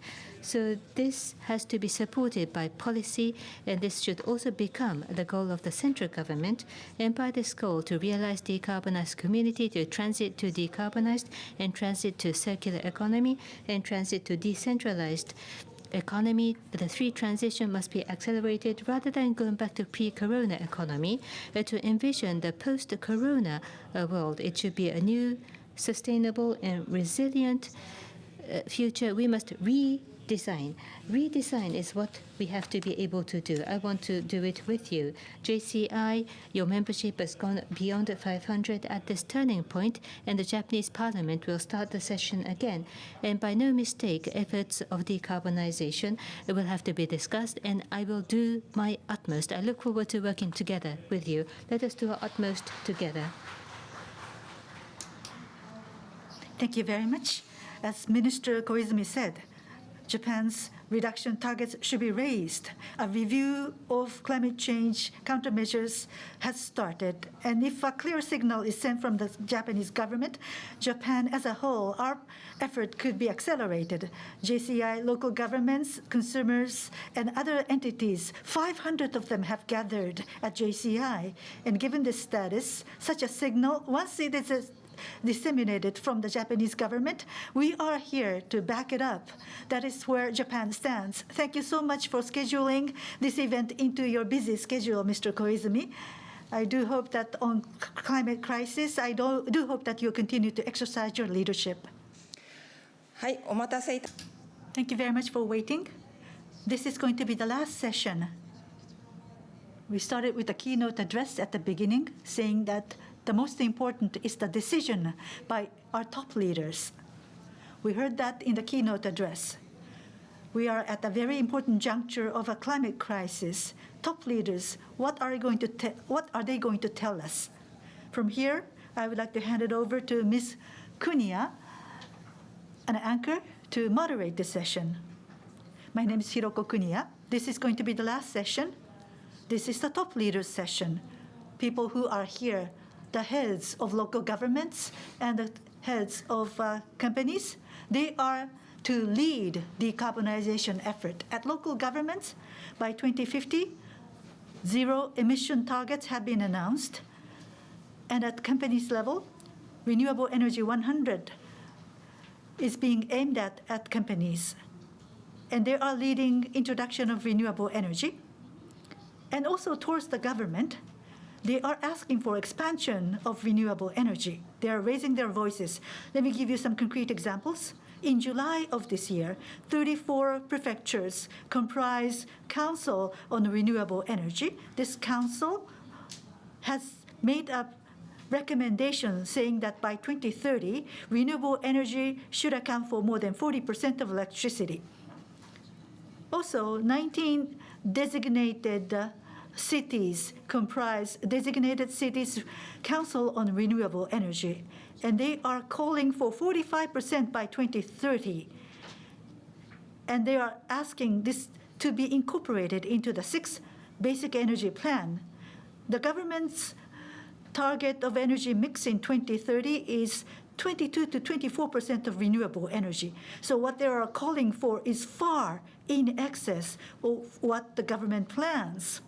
Keizai Doyukai, Association of Corporate Executives, is also recommending that the renewable energy should account for 40% by 2030 in Japan's energy mix. So local governments and voices of corporations, these voices, are they going to drive the government to change? Non-state actors' roles are increasing, and we have the leaders today with us.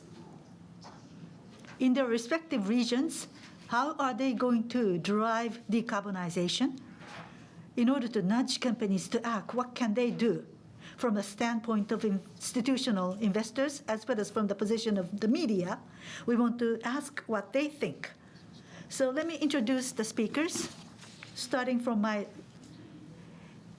left, joining us online, Governor of Nagano Prefecture, Governor Shuichi Abe. Thank you very much for joining us. And next to him is Governor of Tokyo, Ms. Yuriko Koike. Nice to be here. And from Tokushima Prefecture, we have Mr. Kamon Izumi, Governor and President of the National Governors Association as well.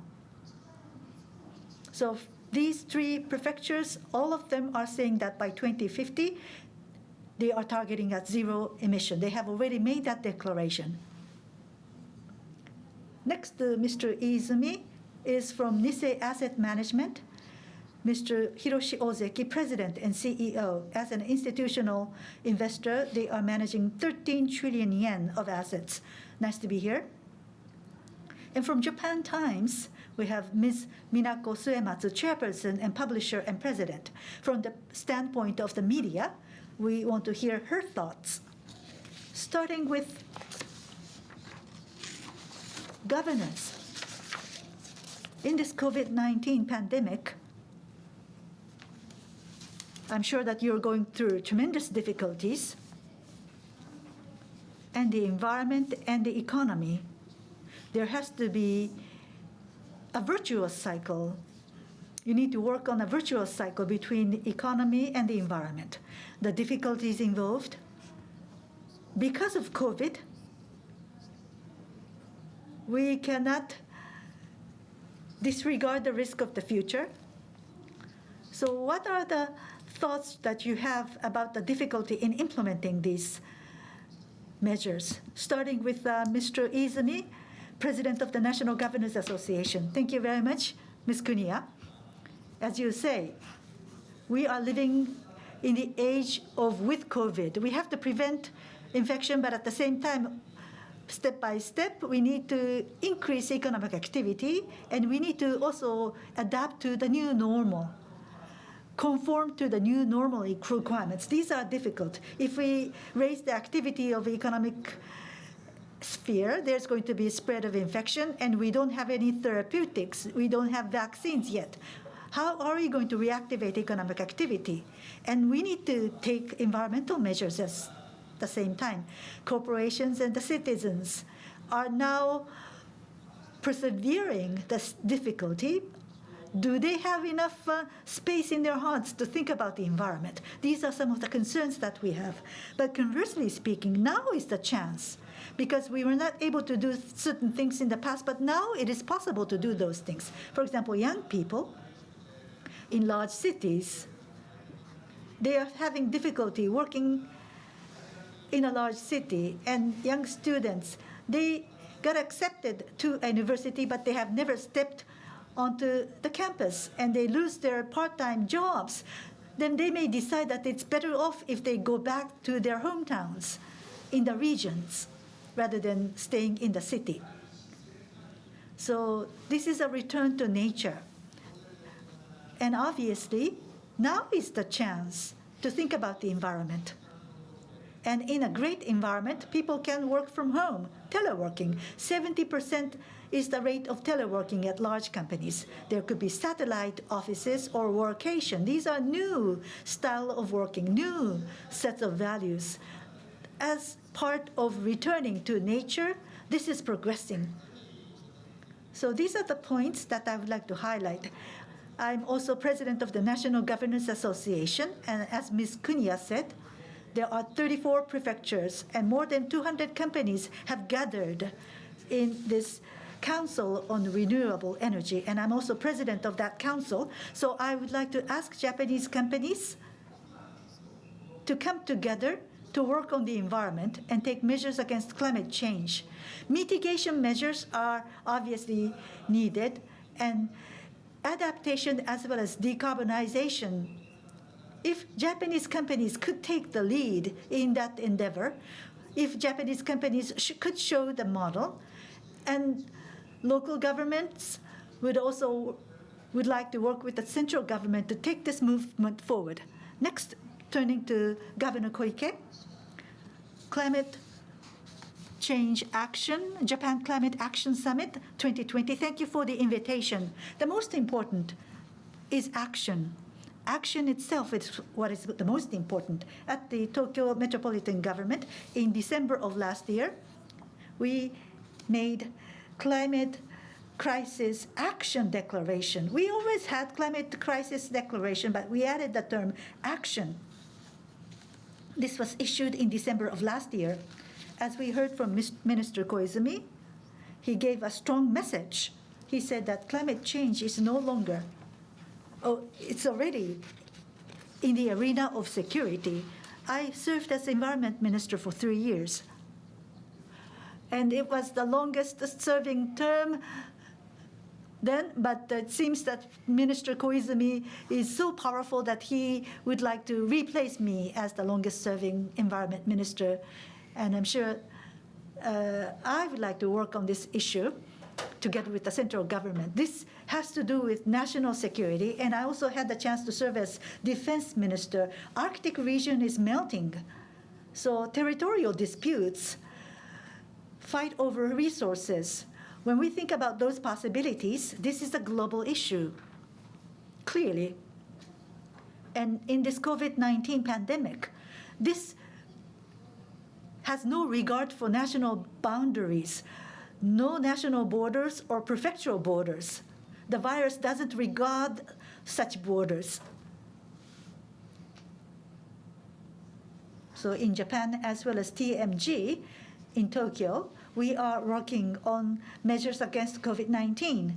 As we heard from Governor Izumi just now, we are seeing unprecedented behavioral change. People's lifestyles are changing greatly.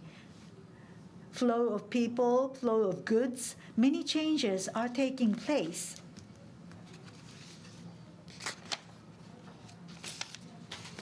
By 2050, CO2 emissions net zero being the target. Zero emission Tokyo has already been developed. But at the same time, we have to work on COVID-19 countermeasures. But there is not going to be any influence on zero emission strategy. There's not going to be any change to the strategy. We would like to leverage this COVID-19 pandemic to realize and achieve zero emission strategy. TMG, just yesterday, we made an announcement that with finance and the environment, by combining the two, we have a concrete example. We announced the issuance of a green bond. This is going to be our 4th year. A green bond. These bonds are being issued by corporations and local governments. I went to Paris, and Paris was issuing green bonds. And Japanese institutional investors were investing into such green bonds. As a result of that, Paris environment improves. I thought that that should be used in Tokyo. If we issue green bonds in Tokyo, 10 billion to individual investors and 20 billion for corporations, please subscribe. They will be sold out within a day. For improving the environment, the funding can be used as resource to improve the environment so that Tokyo can be a superior environmental city. Finance and the environment could be combined in our effort as we move forward. That is needed. And I always talk about mind, technology, and body. Cool Biz is a typical example of that. We have to change our mindset, and we have to make use of technology to improve the technology of air conditioning. And body is system, institutions. These three must be combined together to make things happen in the world. And Cool Biz was an embodiment of that with the cooperation of people. With COVID-19, people are wearing masks, sanitizing their hands, and improving the environment. If we raise our awareness, and if with technology, ventilation technology, as well as plexiglass being used in various places, and if we have the right systems, institutions in place, when we have these three things in place, we can make things happen in the world. Climate change and global environment, we have to have these three components work together. And I would solicit your cooperation at this opportunity. Governor Abe, economy and environment, creating and implementing a virtuous cycle. There are difficulties, a toughness. What are your thoughts? My observation, sense of crisis is that for the presidential population and for the Japanese population, it's about the awareness or lack of that. And for us, local government, Shinjiro Koizumi was very encouraging in his message, but the matter of climate change needs the cooperation of all sectors. Vertically divided government is one problem, and those challenges also have to be overcome. The awareness of the Japanese population and the population of the prefecture, they are all changing for the better, becoming more proactive. In the past, I worked at the Yokohama city government, and I was already working for climate change countermeasures. Back then, like more than 10 years ago, in Yokohama TICAD conference, Tokyo International Conference on African Development, was organized, and Wanga Maatai, who passed away, the Nobel Prize laureate, talked about carbon justice. She was so convincing in her own words.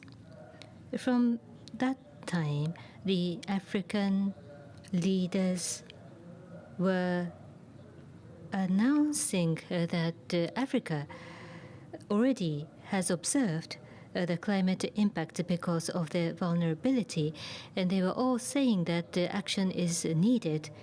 But back at that time, the response of Japan was not serious enough, according to my recollection.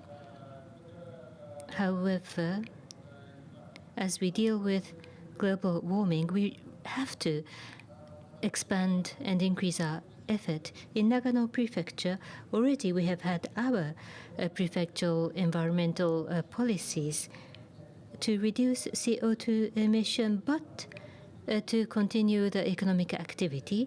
Decoupling between the two has been part of our goal. As a result, in Nagano Prefecture, the prefectural GDP is rising, but at the same time, year after year, there is steady reduction of emission. So we are seeing positive results, but massive amount of effort is still required. As the prefecture, in December of last year, we have declared climate emergency, and we announced that we will go zero emission. That is because this is the 1-year anniversary. There was the East Japan typhoon disaster. African leaders spoke about famine, climate disaster, border conflicts. But all of that is rooted in climate change. They were calling to us in a loud voice, but now we understand that it is our own matter as well. Because of the typhoon damage last year, we declared a climate emergency and we decided to go zero emission. This is the first anniversary. So from all over Japan, we have received a kind of support. Ms. Koike is there from Tokyo Metropolitan Government. We have been greatly supported, and we are so grateful when we were shattered by the typhoon. So not only countries like Africa that might be vulnerable, but also in Japan, the real risks and dangers have been exposed clearly.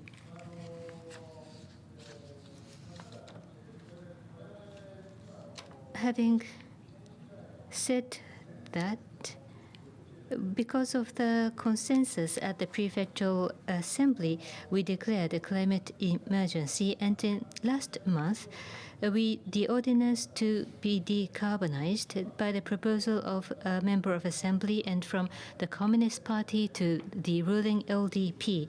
Again, this ordinance was adopted by unanimity in the prefectural assembly. So for the prefecture as a whole and by the entire resident of the prefecture, that we are going to deal with climate change, that we are going to reduce emission, there is a very high momentum. We have an advantage because the so-called heavy old industry is not concentrated. Plus, considering the tourism, taking action of climate is going to be very appealing to the global community that we are a good tourist destination. And because of that understanding, many of the assembly person and the resident are very cooperative and understanding. Earlier, Governor Koike mentioned, but also in Nagano, because we declared a climate emergency, from this year, we have started to issue green bond. As the prefecture, ESG investment will be promoted.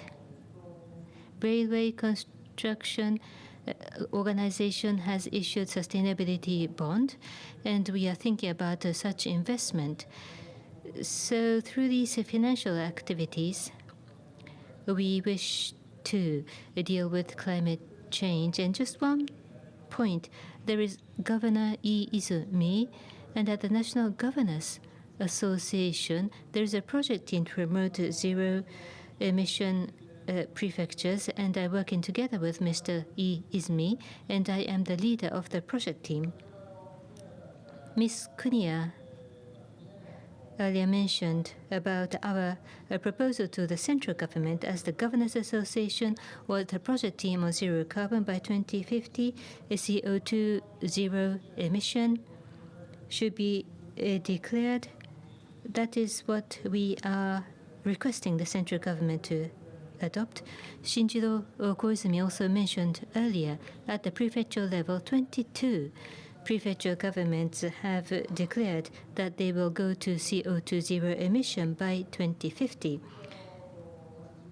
At the Governors Association, we want to work in solidarity, and because Minister Koizumi kindly appreciates our effort and support us, we want to work with the central government, Ministry of Environment, to work harder. Thank you.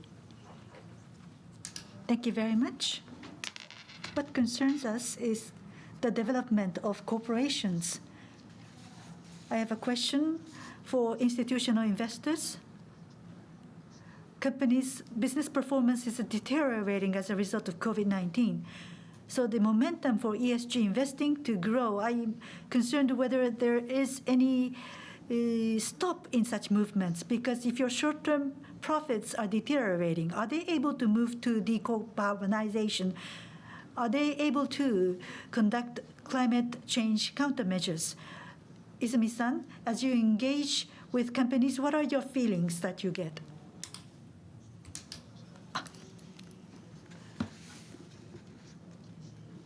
I've been involved in investing and involved in institutional investors, Paris Agreement and SDGs adoption. In response to that, there has been a trend made. And that trend has been accelerated.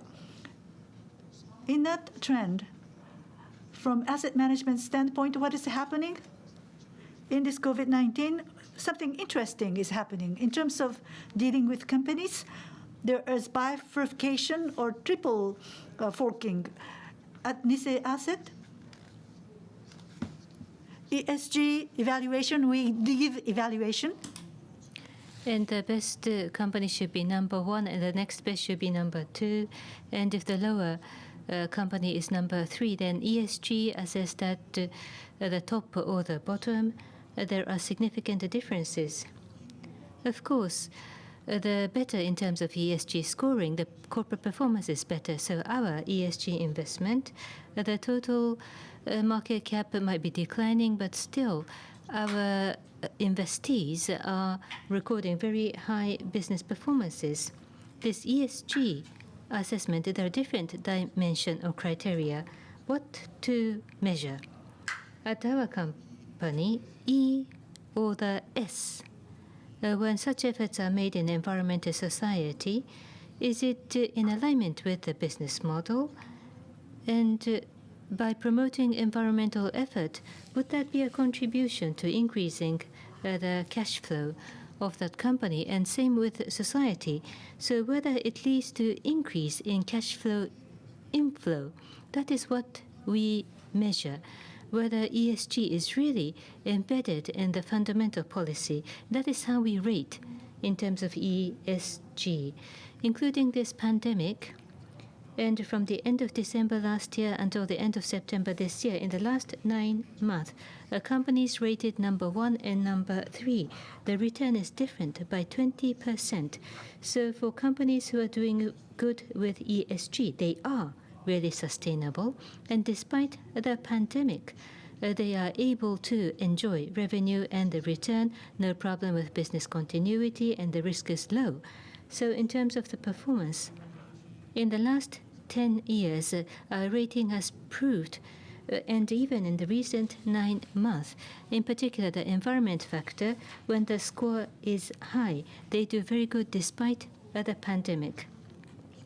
And of course, there is no guarantee that because their latest performance is good, of course, you are self-responsible for your investment.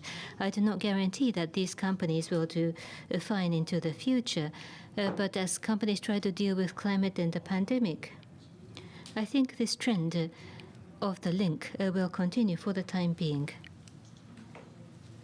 In this crisis, the results of what you have been working in the past is now starkly visible. Suematsu-san, you're with the Japan Times, you're chairperson, publisher, and president, creating an ESG consortium to disseminate information to overseas investors. What are your thoughts and what do you see? At the Japan Times, we want to communicate the true status and the future of Japan to all the audience. I know you know better than myself, but in 1897, back then, there were English newspapers issued by non-Japanese, but to use the Japanese language from the Japanese perspective, we worked with Ito Hirofumi and Shibusawa Eiichi, and Japan Times was established. About ESG, the reason why we started the promotion consortium, compared to 120 years ago, nothing had changed in Japan. That was our strong feeling. As a media, we do report the day-to-day affairs, but what is happening in Japan today, I am listening to the 3 governors, but these activities or declarations, are they disseminated in the English language to the world? And this applies to Japanese businesses as well. They are so humble and they are so reticent, do not advertise. So I want to support all of you to send out your effort, and that is why Japan Times started the ESG Promotion Consortium. So if you can leverage our media, there are increasing users and local government authorities. By no mistake, the metropolitan government is capitalizing on Japan Times and Suntory Holding. They are using our pages. By using the Japanese media to send out the messages important, we want to ask you to use Japan Times. By using the pages of Japan Times, if Japanese companies and the organizations can be exposed in the Japanese language and in the rule-making and decision-making in the global community, we want the Japanese stakeholders to be more influential. Decarbonization effort must be accelerated throughout the day. We have been hearing about that, especially Dr. EMORI. In his speech, under COVID-19, there is a brake stepped on in the world economy, and because of that, CO2 emissions for the full year is likely to be down 7% year on year. 7% cut in CO2 emissions, according to Dr. EMORI from Center for Global Environment Research, National Institute for Environmental Studies. If we want to limit temperature rises to 1.5 degrees, minus 7%, this reduction must be continued every year to achieve that target. So what happened in COVID-19, this such a rapid break that was stepped upon in CO2 emissions. We cannot achieve our goal unless we continue to reduce emissions by 7% every year to reach 1.5 degrees limit. Well, the speed of decarbonization, Mr. Sueyoshi said that there is a tectonic change. Now, local governments, you have made announcements that you will achieve zero emission by 2050. How do you urge people to use more widely use of renewable energy? How do you intend to achieve that? Can you make your answers shorter this time, starting with Governor Abe? I will try to be short. At Nagano, we are trying to overcome this climate challenge, 70% reduction of final energy consumption, and the use of renewable should be tripled. We do have some specific numerical targets regarding the renewable energy. As a local government authority, the local resources must be capitalized at maximum. We want a local circulatory economy in the region. In our prefecture, hydro energy, micro hydro, we have lots of good sites, and we have the largest number of micro hydro. And it might be surprising, but we do have lots of sunshine.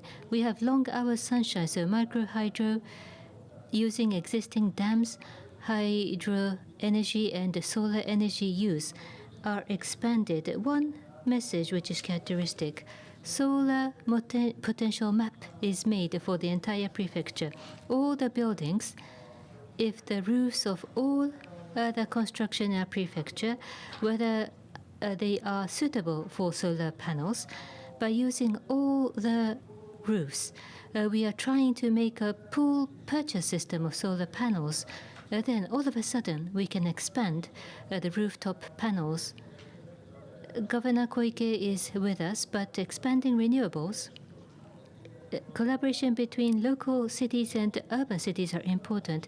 At our corporate bureau, Shinshu Green Electricity is a project. Generated electricity is sold outside of our prefecture. For example, at the nurseries in Setagaya of Tokyo, our electricity is used. Little children are using Nagano electricity, and they are learning about Nagano prefecture at the nursery schools. Little kindergarten kids are using our electricity. So expansion of renewable, we are going to be even more aggressive.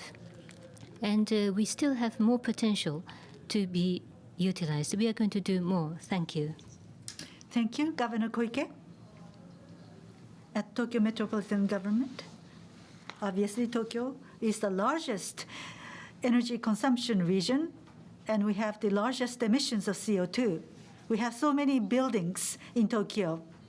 So from 2010, we already have introduced the cap and trade system.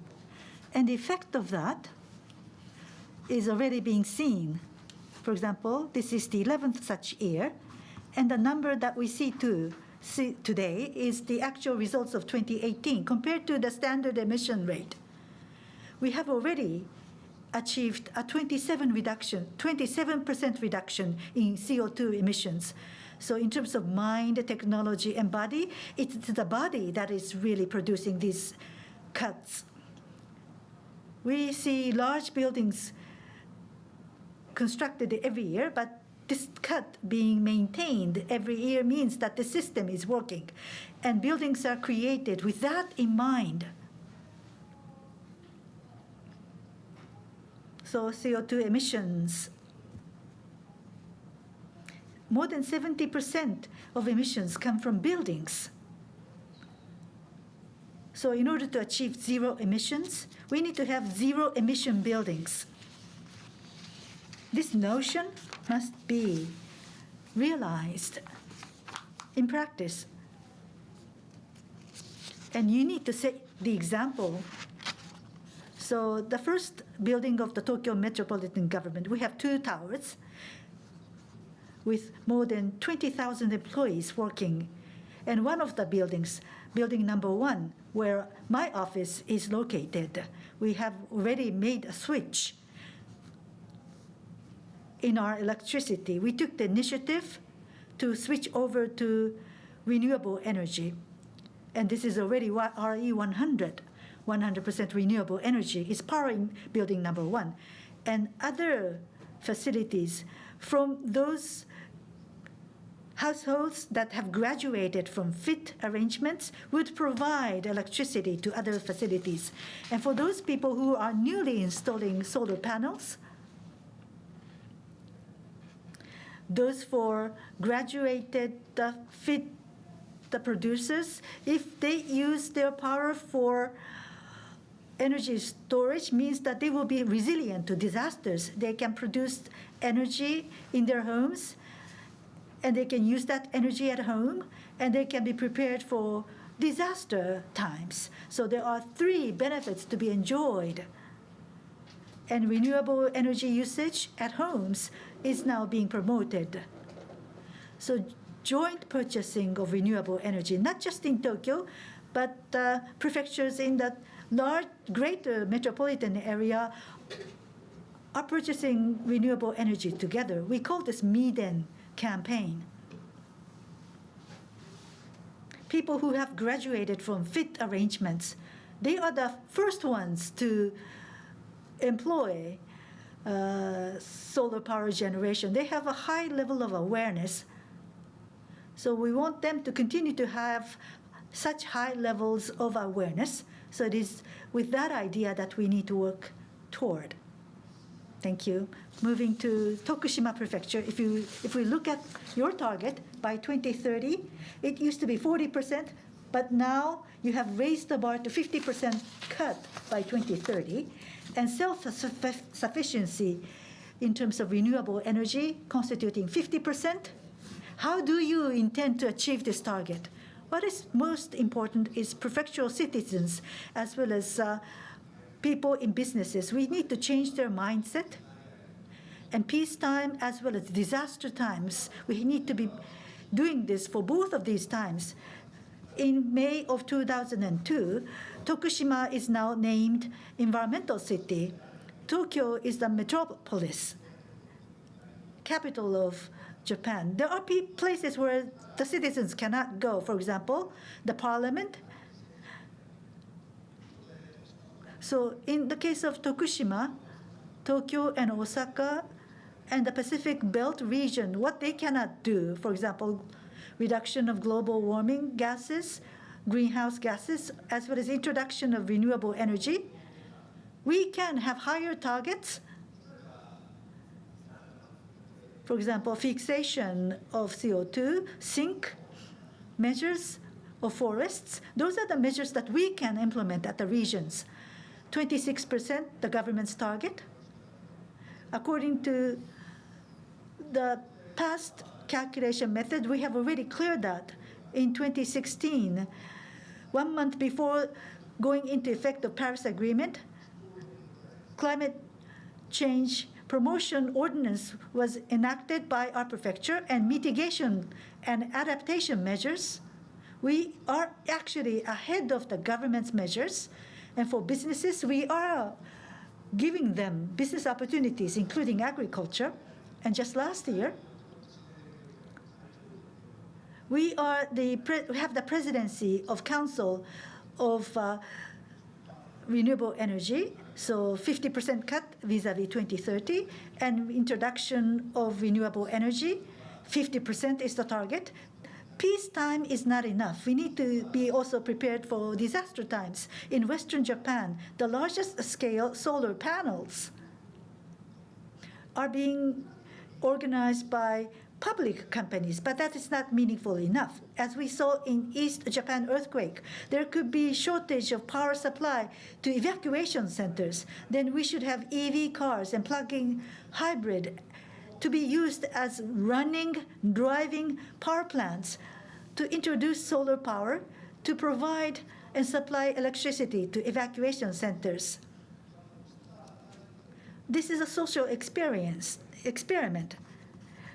We already did this in 2013 ahead of other regions. So peace times and disaster times and the second round of regional revitalization in each of the regions. Companies do not grow in these rural regions, but if you install solar power in abandoned agricultural land, there could be viable business. So in Council for Renewable Energy, if it is for solar power, you have to have people in the plant, because in corporate tax, the tax will be paid to the head office. So in revitalization of regions, in the regions, if new companies who introduce renewable energy, we are making recommendations so that the tax revenue can be enjoyed in the regions, peacetime, disaster times, and revitalization of the regions. That could make this feasible. But the most important here is the next basic energy plan of the central government. In this plan, renewable energy must be implanted. In the 5th plan, there are recommendations from the Council to make renewable energy mainstream energy. 22 to 24% is lower, but compared to 20%, which was before, we are making progress. We used to say 30% in 2030, but we have to aim at 40% or above by 2030, and if possible, we should have a cut to 50%. Or we should have 50% of renewable energy. We want to drive this forward. If other prefectures cannot do this, Tokushima would like to take the lead. And we are steadily making progress, setting a high target to drive the central government from the regions. So depending on the region, you have abundant renewable energy resource. There are regions that are able to tap renewable energy easily. And many companies say that even if they wanted to use renewable energy in Japan, they cannot procure sufficient amount of renewable energy. And as a result of that, governors, I would like to ask you what your thoughts are. In order for renewable energy to grow, maybe we need something like carbon pricing. We hear such voices. What kind of authority should be granted to local governments? What policies would be amenable for such a drive? We heard from Governor Izumi just now, but Governor Abe and Governor Koike, if you have any requests for the central government, can you talk about them? Starting with Governor Koike. As we heard from Governor Izumi, to the central government, first, by 2050, zero emission, net zero. In order to realize this, renewable energy should be introduced ambitiously. We need to have a target, and we need to have a pathway to get there clearly. And renewable energy should be made core energy source. We should accelerate this as much as possible. The central government system, there are certain things that the local ordinance can do, but there are things that the central government must do at the central level, and they should work hand in hand. That is what is mostly needed. Governor Abe? Basically, in the case of renewable energy, depending on the different locality, advantages are different.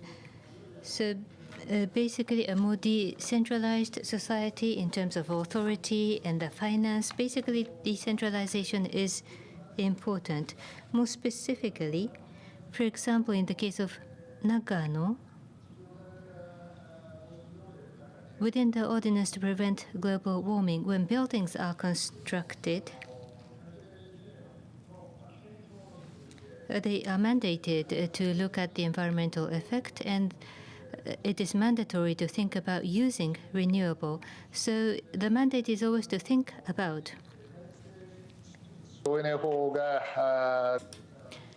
There is the energy saving law for construction, and it was not applied to residential construction. The relationship between national legislation and the prefectural ordinance, where there is legislation, it cannot be added on by prefectural ordinances. There are lots of discussions, but regarding construction or buildings in Japan, Japanese buildings are lagging behind in terms of dealing with climate change, but there's a limit to what prefectures can do. There must be more authority given to the prefecture, or either the government, central government does more. I want this to be considered. Governor Izumi, let me just supplement very briefly. At the regions, renewable energy is being produced more and more, and Council on Renewable Energy. For example, Kyushu Electric Power curtailment has been implemented, and 41 times is the number of times curtailment was ordered. In the Tohoku region, there's a lot of wind. Same is true for Hokkaido. But the grid, for example, Hokkaido and Honshu, grid connection is very thin. So it's very difficult to accept such power. So from the Council on Renewable Energy, on curtailment, we are making recommendations that there should be more spare capacity and that grid connections should be made thicker. And this fiscal year, finally, the central government and the electric power companies have started to make a move. A totally different perspective from my side. As we heard from Governor of Nagano, we should put a stop to the study period. We need to implement now. I completely concur with that because the rest of the world is moving at an accelerated speed to move towards zero emissions. The same is true for SDGs. They're moving very fast. If we are left behind, the key word is not to leave anyone behind. Well, we have to make sure that we don't get left behind. And the energy prices,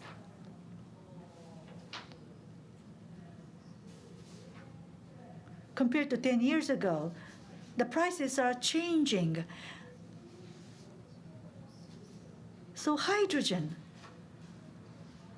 Next year, we will host the Olympic Games that's been postponed from this year. Hydrogen could be a symbol, fuel cell buses, or torch relay, or the torch could make use of hydrogen. So hydrogen as an energy source, if this is created from renewable energy, ultimately it is going to be CO2 free, so we could create new industries.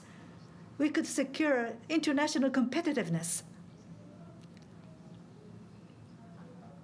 The environment and economy could be reconciled.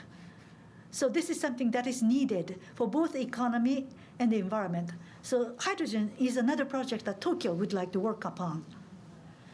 Business sector people, you have been listening to this conversation.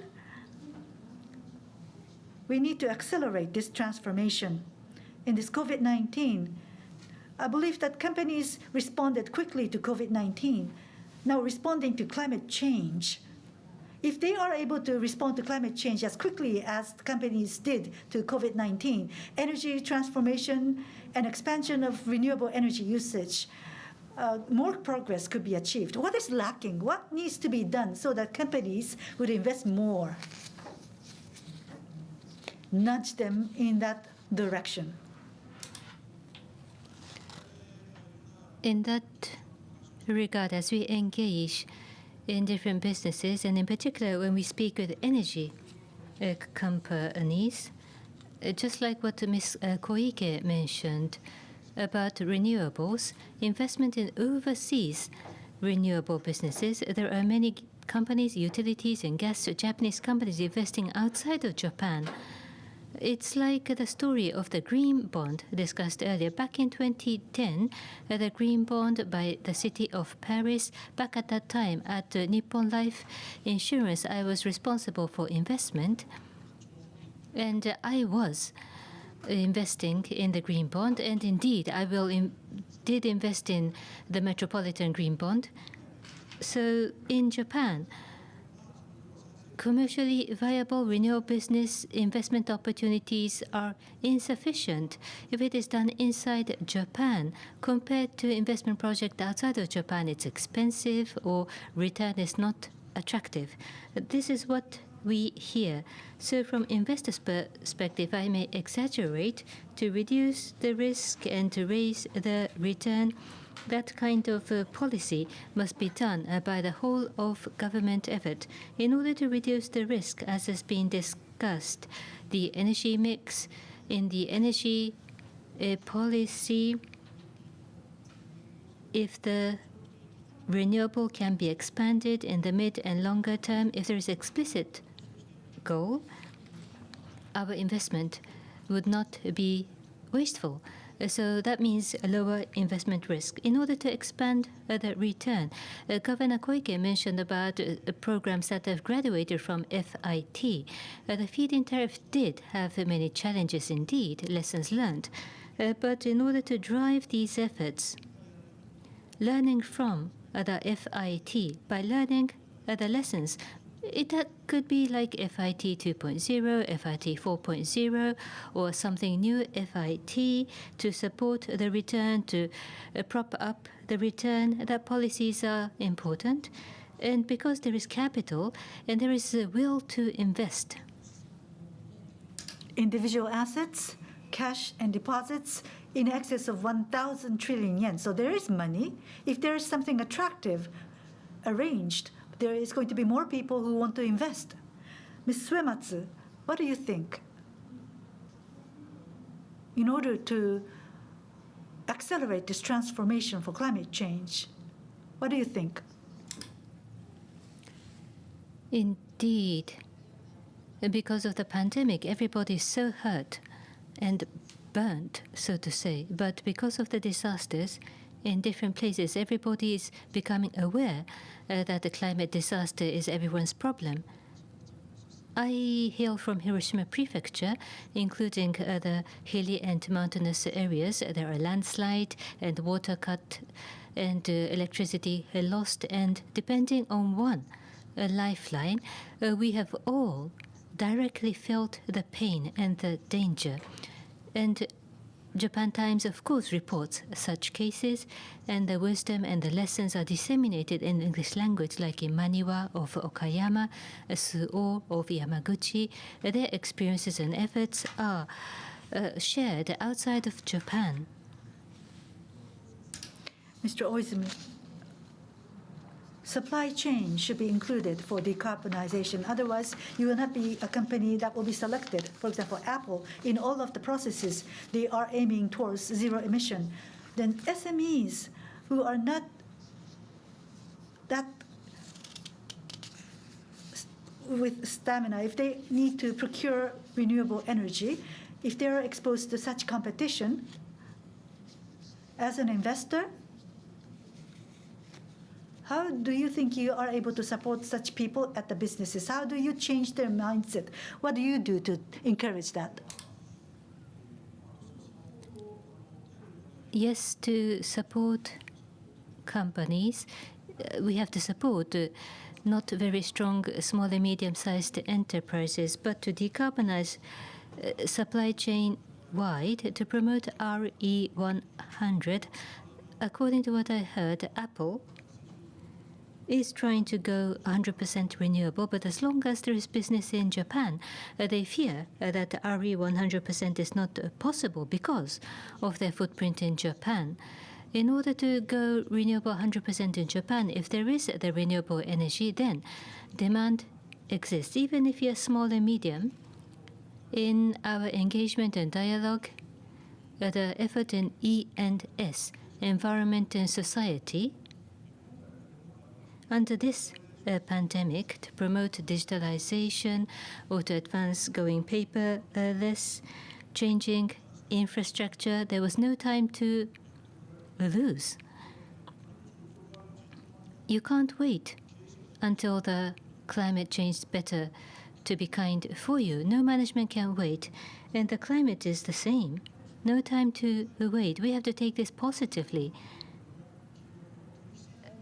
To be a supplier of RE100 participants, to work on the E&S so that you'll be invited as a supplier in terms of product, raise traceability, better supply chain. By raising the effort, companies with high awareness, there could be new, fresh deals from European and American companies, and there are actual cases where they have found a new business. So countering climate is not only increased expenses. This is a positive opportunity. It's a business model transformation so that you find new business partners or new distribution channels. I'm sure that this is a positive. If that is assessed in a positive way, companies will have more motivation to change. Within your local governments, you have SMEs within your prefectures. If they try to decarbonize to be a company that is selected as part of the supply chain, financial measures as well as assistance in their business management. Are you taking any such measures? Governor Izumi, in Tokushima, we want to be an environmental city, so introduction of renewable energy is promoted. We give subsidies, loans. From the get-go, we have introduced such measures. So when you ask us whether we were able to do this, yes, we have sufficiently achieved that. So we should give them a push, and we should read and anticipate what is to come. We have to make that easy to understand. So carbon pricing, in terms of measuring the effectiveness, for companies as well as for citizens, it's easy to understand.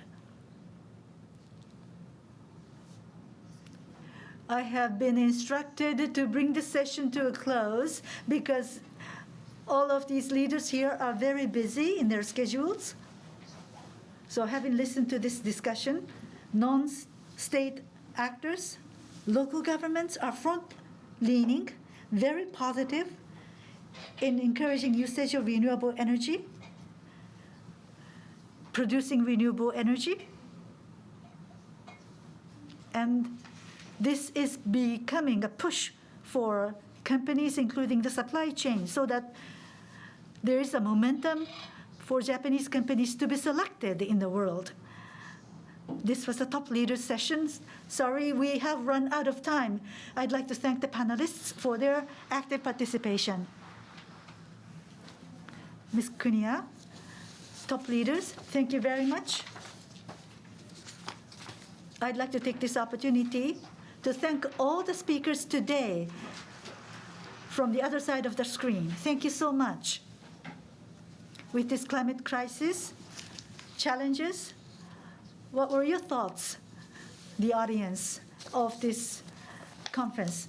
Concurrently with this summit, there is a review of Japan's basic energy plan is underway. And as that discussion takes place for review of the basic plan, there is the sense of crisis of climate change, that we would not be selected as part of a global supply chain. And the voices of leaders,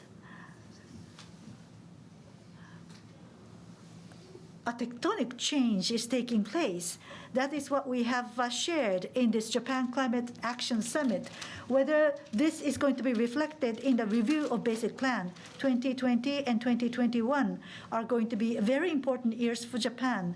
Climate change policy, energy policy, these two are up for review in this period. At Japan Climate Initiative,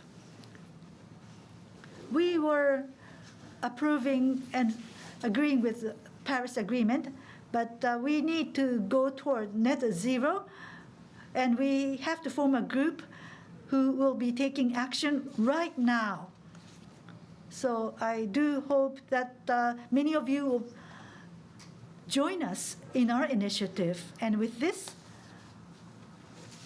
we would like to bring this Japan Climate Action Summit 2020 to a close. Thank you very much for your attendance.